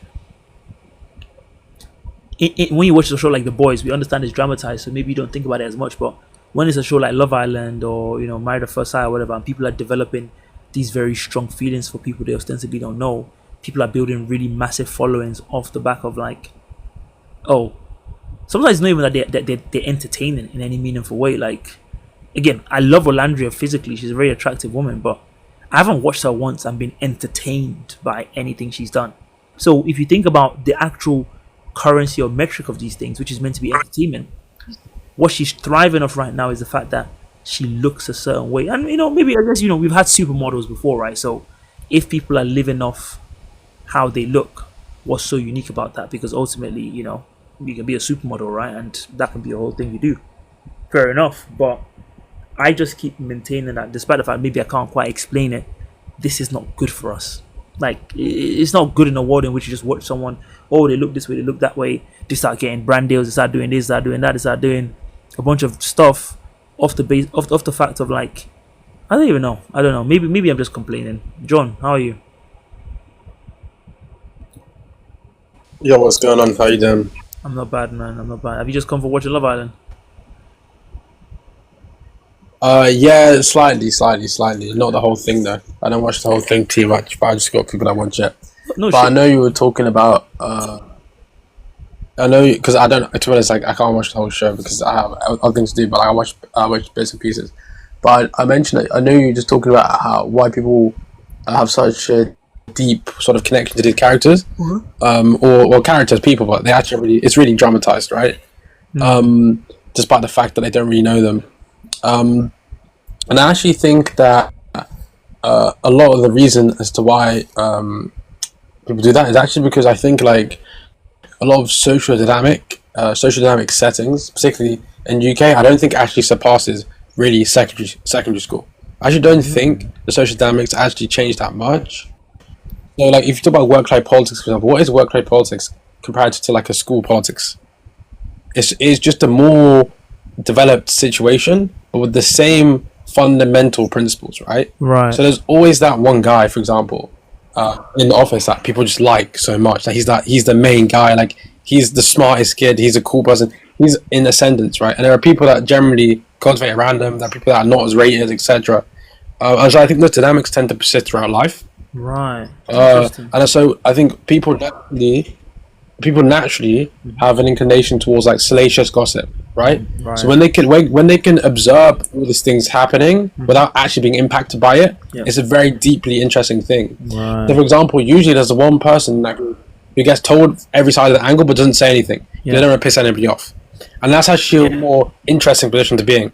So I think that people tend to assume that position when it comes to Love Island, and that's why these shows become quite interesting. I also think that a lot of these people, let's put it in a nice manner, are not the most like academically inclined individuals. Right. And so I think people like laughing at like City, like about like people that are effectively a bit stupid as well. Okay. And also I think the thing is that deep down, right? A lot of people like criticize like how a billionaire acts, or how people in politicians act, or how people on OnlyFans act, right? But in that position, if there were those people, they probably would act quite similar. And so there's actually a lot of I don't know if you've read Nietzsche's work, right? But he talks about how a lot of morality is like cowardice. And so I think people like to also live through like external means, because they don't really do that if they're in that position. Like a lot of people cannot tell me if they weren't moving like Bill Gates. If they weren't Bill Gates for the money, they wouldn't be moving like crazy like all these billionaires. Probably wouldn't. Yeah. But they just can't get to that point. And so I think people like to live out like their deep rooted sort of manifestation themselves, and that's why they develop deep connections. I don't know what you think of that. That's a very sound reflection. I like the point you made about how these dynamics are actually set early on and just tend to play out in different settings, school, romance, work. I didn't really reflect on it in that way. So if that's the case, then don't you think this is just maybe how we are as humans? Then it's like there's nothing especially negative about it. It's just us kind of living by our default setting. What would you say to that? Yeah, I would say so. Yeah, I would actually say that is the case. I'd say there's a lot of external influence that shapes that. For example, because like for example, like I don't know if you're familiar. I don't know if you have people that a lot of people from Europe, for example, right? But like if you go to the Netherlands or you go to Germany, right? It's a very, very direct culture. So here in the UK, for example, we have a lot of fake politeness, right? Where like there's always a lot of smarts and like how are you and those sort of things, but in actuality they don't really care about how they are, and you're going to respond I'm fine anyway, even if you're not fine. Whereas like if you go to somewhere like the Netherlands, for example, I have like an anecdotal story. So one of my friends, he's like a very, very smart guy, right? He's a bit older than me, and the brother went to Oxford to do maths, a master's in maths, and he got hired by one of these like algorithmic trading companies, right, to do algorithms and make a lot of money, because they're like both Oxford mathematician. And literally he would cook for his flatmates, right? And it was bad, right? But usually in the UK you'll be like, oh, like I think it was okay, but it could have done a bit more improvement or whatever it is, right? Not really saying, but like if they're not there, you say it's bad. In the Netherlands, the flatmate literally went, yeah, it was shit. Right. But that is not a very British thing. So I think I know. But that's really honest what they were doing, like Germany and Dutch, etc. So it also depends on the country. So I wouldn't necessarily say it's how people are. I think this is how a lot of maybe the English speaking societies are. Interesting. Like, very, very, very fascinating insight. I didn't thought about the also the country specific element of it, but that's something that probably is worth reflecting on. So overall, then, would you say it's if you have to take a normative position on like the goodness or badness of it? Because my theory is like it's getting more and more popular, and I think overall like that's not a great thing. Do you think maybe not, or do you just think it is what it is? Like clarify goodness and badness of like Love Island or like the culture surrounding it? Like, can you just clarify Like the popularity the of it, like question? someone can say like the popularity of shows like this are bad because they speak to some kind of degradation in our culture or something. The fact that these are the things we find popular, or someone could say like, I Yeah, just to a certain extent. To a certain extent, I think there's definitely been more degradation. But I think there's been more degradations because, like, multiple facets of society, like, people are just a bit more extreme in general. You kind of can see this for pretty much every aspect of life, right? Right. Social media is more extreme. It's more clickbaity. Like, can you imagine, like, if I told you, like, you know, 6, 7 years ago, like some of the stuff that some of the memes that would come out about Charlie Kirk getting assassinated. Yeah, Like, people are true. just very desensitized and people are just very extreme, etc. So I think it's just a day and age. I think this is the new cycle now of just like people wanting more extreme stuff, right? But I think actually a deeper reason for this is I think that if you look at people's key indicators of their life, I think there's not much going for most people's lives anymore. So I think they're seeking extreme dopamine in other aspects. I think that's why we have more extremities. But yeah, I think we're just generally more extreme. So I think there's been more degradation. But I think society just shifted the window for what's acceptable now. Makes sense, man. Thank you, man. Appreciate your contributions. Thank you so much. As always, John is always bringing us fascinating perspective and insights. And the last point there around evolving need for more dopamine. It's kind of like the addiction we have in our phones, isn't it? Before we were all watching, dancing videos or whatever. Now those don't quite satisfy anymore. It has to be something dramatic. It has to be something, shocking. I make videos and stuff. People always telling me, oh, the first 1 second has to be like, say something rage baity and, whatever like that. So it would make sense that even our reality TV shows are tending towards this way, right? If more and more you're trying to maintain an audience of people that have seen the same scripts year on year, you have to keep on making it more shocking, more extreme, more crazy. And that will again keep on tending to what I think is more terrible TV. Hello, mate. How are you? Yeah, I'm good. How are you? I'm not bad at all. Very interesting name you have here. I'm not going to call you FB. Football banter is very interesting name to call you. I've kind of been dipping in and out of the show, but I kind of agree that the likes of Love Island and reality TV is the junk is junk food. I think that TV show. Oh, hello. Hey, of trying to distract. Wait, sorry, you're cutting out, mate. I can't really hear you. Can you not hear me? I think I can hear better? you. I think that's better now. Yeah, go on. Yeah. No, I was saying that I believe that a lot of these reality TV shows, the likes of Love Island and others, are really put out there by the establishment to distract Gen Zs specifically, and to a lesser degree millennials from more serious aspects of what's going on in the world. I find it quite intriguing that people get so hooked on these reality TV programs. And I think another perspective is they're relatively, from an economic or commercial perspective, they're relatively cheap to make. Right. Because back in the day, before the popularity of reality TV, you'd have to be paying actors to act out dramas or whatever, and documentary producers. If you've noticed, there's a real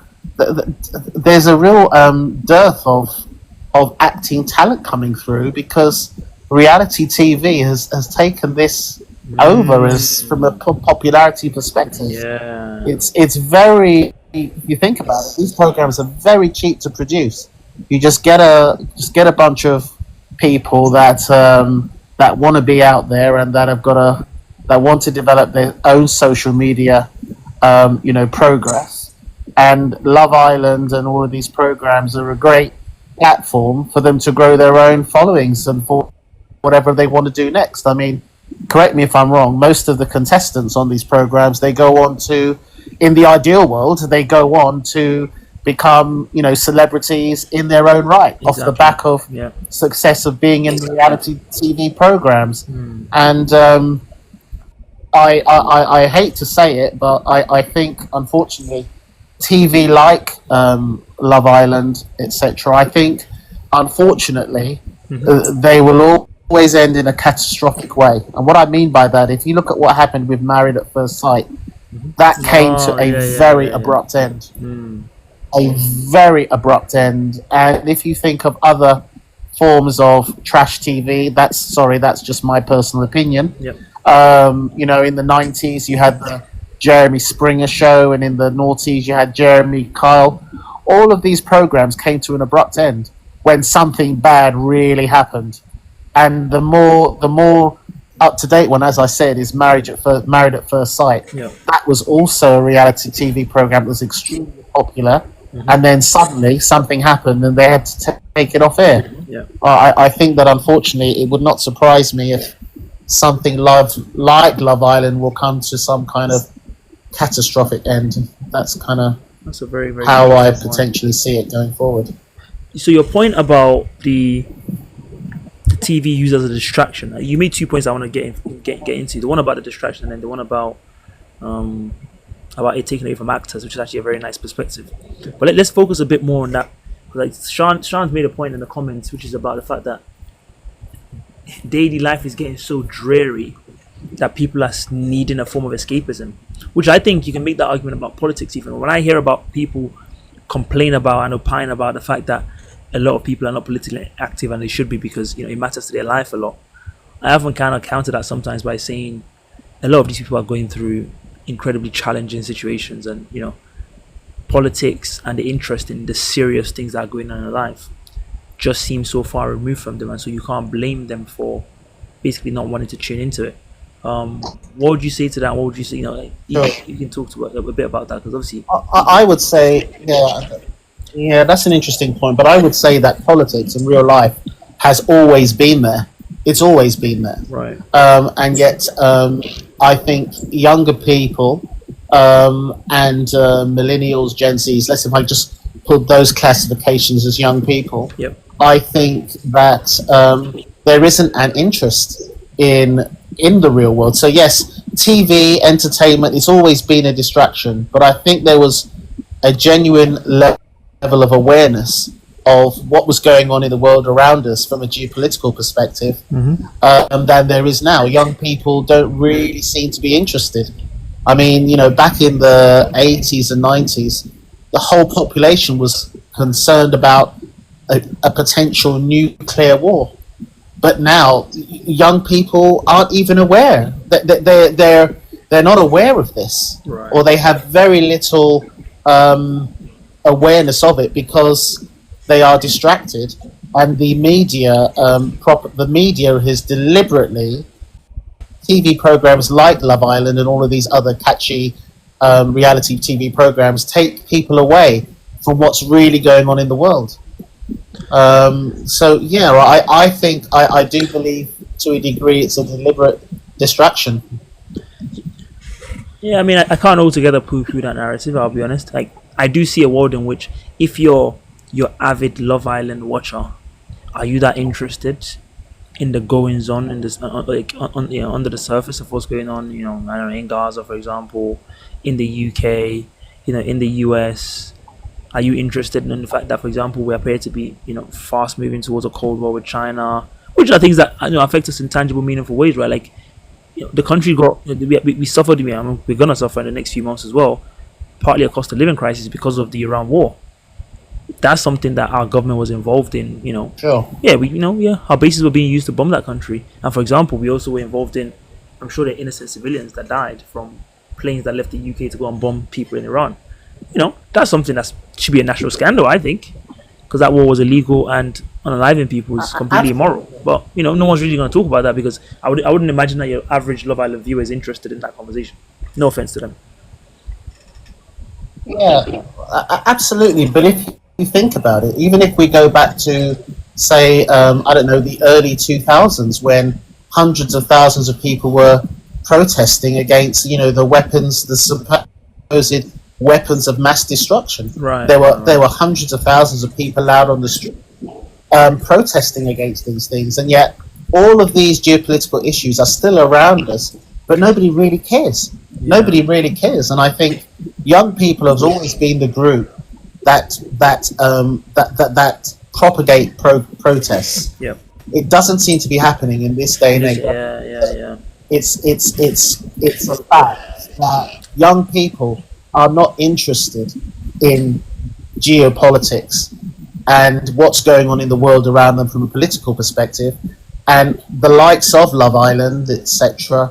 That's where their interests really lie, and I think it's, as I said, I think it's deliberate. Mm-hmm. And the other point, as I said, I think that from a commercial perspective, all of these production companies, this is the cheap way for them to produce TV content. It's cheap. Yeah. It's cheaper than having to have actors act out good drama and good documentaries and whatever else. This is where our interests, unfortunately, really lies. Yeah, so that brings me to that point you made. I must admit, I've never watched. They're gone? Sorry, I've never really watched the whole series of Love Island. I've kind of gone in and out of it.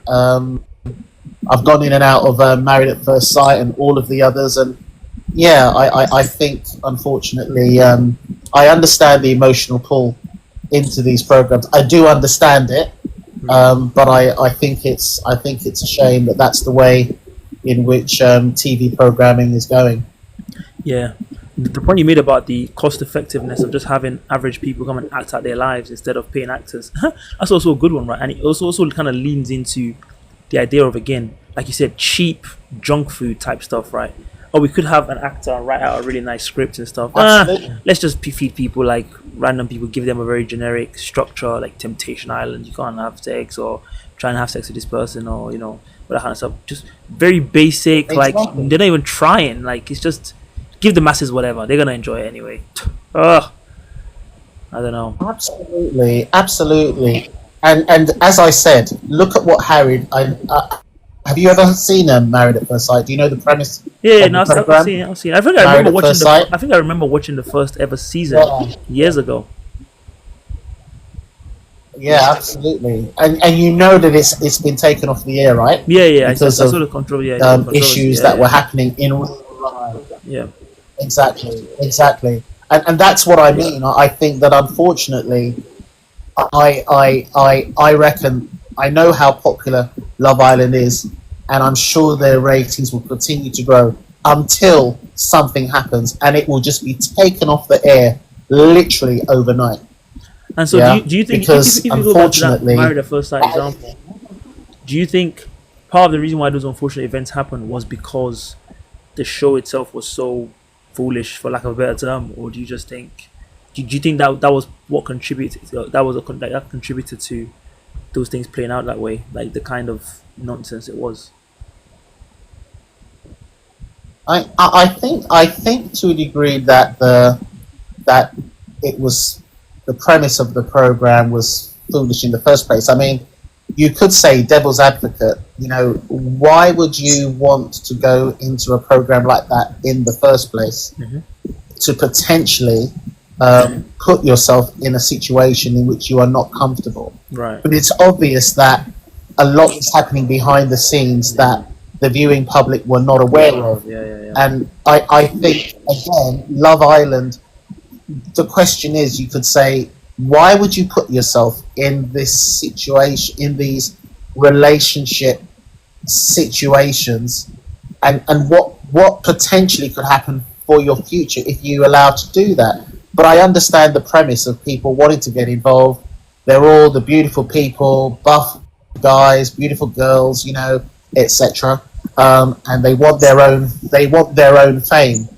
But I think that unfortunately, a lot of it could end in not a good way. What do you think about the whole issue of, are these obviously they pick people that are, let's say, aesthetically pleasing, right? They're not normal people. I mean, they're not the average. You don't see the average guy and the average girl on these programs, do you? Not usually. No, not usually. if you know what I mean, Yeah. from an anesthetic perspective, which again is, I guess, if somebody's young and impressionable, it could put people on a bit of a downer. They're aspiring to be maybe somebody aesthetically that they would find challenging to be. Yep. But yeah, we all know that aesthetically pleasing things is what sells, right? Yeah. That's what gets the rating. Exactly. That's what gets the ratings to where they are. Get people talking. Very fascinating, man. Thank you so much for your insights, man. Really appreciate it. You're welcome. That was You're welcome, very brother. useful. I like your shows. Keep it going. Thank you so much, man. Thank you. Really appreciate that. Before I'll see you for the next one. All right. Yeah. All right. So, I think I'm gonna wrap up soon. The Switzerland game is a complete dud, but this has been a very fascinating and fun conversation. Honestly, I've had so much good insight, and this is what I love about what I'm trying to do here. There are people like Football Banter, FB. I don't know what I should call it. Calling him Football Banter kind of trivializes the intellectual nature of the comments, the wisdom he just dropped. But there are people like him out there. People like Onike, YOLO, John, Mary, Sog, Loveland. Really insightful. LCU. Really insightful people. Sean from earlier. Sean is still with us, I think. That have a lot to say about a lot of what's going on in the world. And football banter even mentioned a few times about what's going on in the world. I wanted to jump in and be like, yeah, that's why I do what in the world. And that's genuinely why I do what I do. Like, what in the world? There's a lot of things going on in the world that deserve, a more interesting conversation. Like, there are a lot of things that are fascinating, that require reflection, that we can have a lot of good introspection about what's going on. And so again, if that sounds interesting to you, I hope you're able to follow me if you're not already. I hope you've enjoyed the conversation. And yeah, if you want to have more conversations like this, you know what to do, man. Come back for our future shows. The next live stream will probably be a bit more of a political one. I might talk about Nigel Farage in a bit of detail. I know I was going to speak about it in this live stream. LCU wanted to talk about that, but I think she's gone now. So I might just do a separate live stream for that. It's already 2 hours 46 minutes anyway, so I'm sure there will be people that will be interested in that more generally. That might end up being Thursday because I'm going to badminton tomorrow, and I won't be back home till 10 p.m. Although, to be fair, 10 p.m. is not that late nowadays, but we'll see how I'm feeling when post badminton. It might end up being a thing that makes more sense for Thursday. So, like I said, I will try and clip these shows and work on getting as fast as I can. There is a record button on TikTok, so I probably should start engaging that a bit more so I can have the clips ready to go when I want to post. But let's see how fast I do this one. Maybe by tonight, once I have some dinner or something like that, I'll try and work on clipping a few of these comments and get them out. Thank you so much to everyone that joined. Thank you to everyone that participated. I love again how active my comment sections always get. Of course, I know you must be quite late in South Africa. Thank you for joining. Really appreciate it. If I can see you for future conversations. Shout out to Lither as well. And I will speak to you guys hopefully on Thursday. Maybe you guys will see me a bit more of me on badminton tomorrow. We'll see. But have a good night, guys. Speak to you later. Enjoy your evening.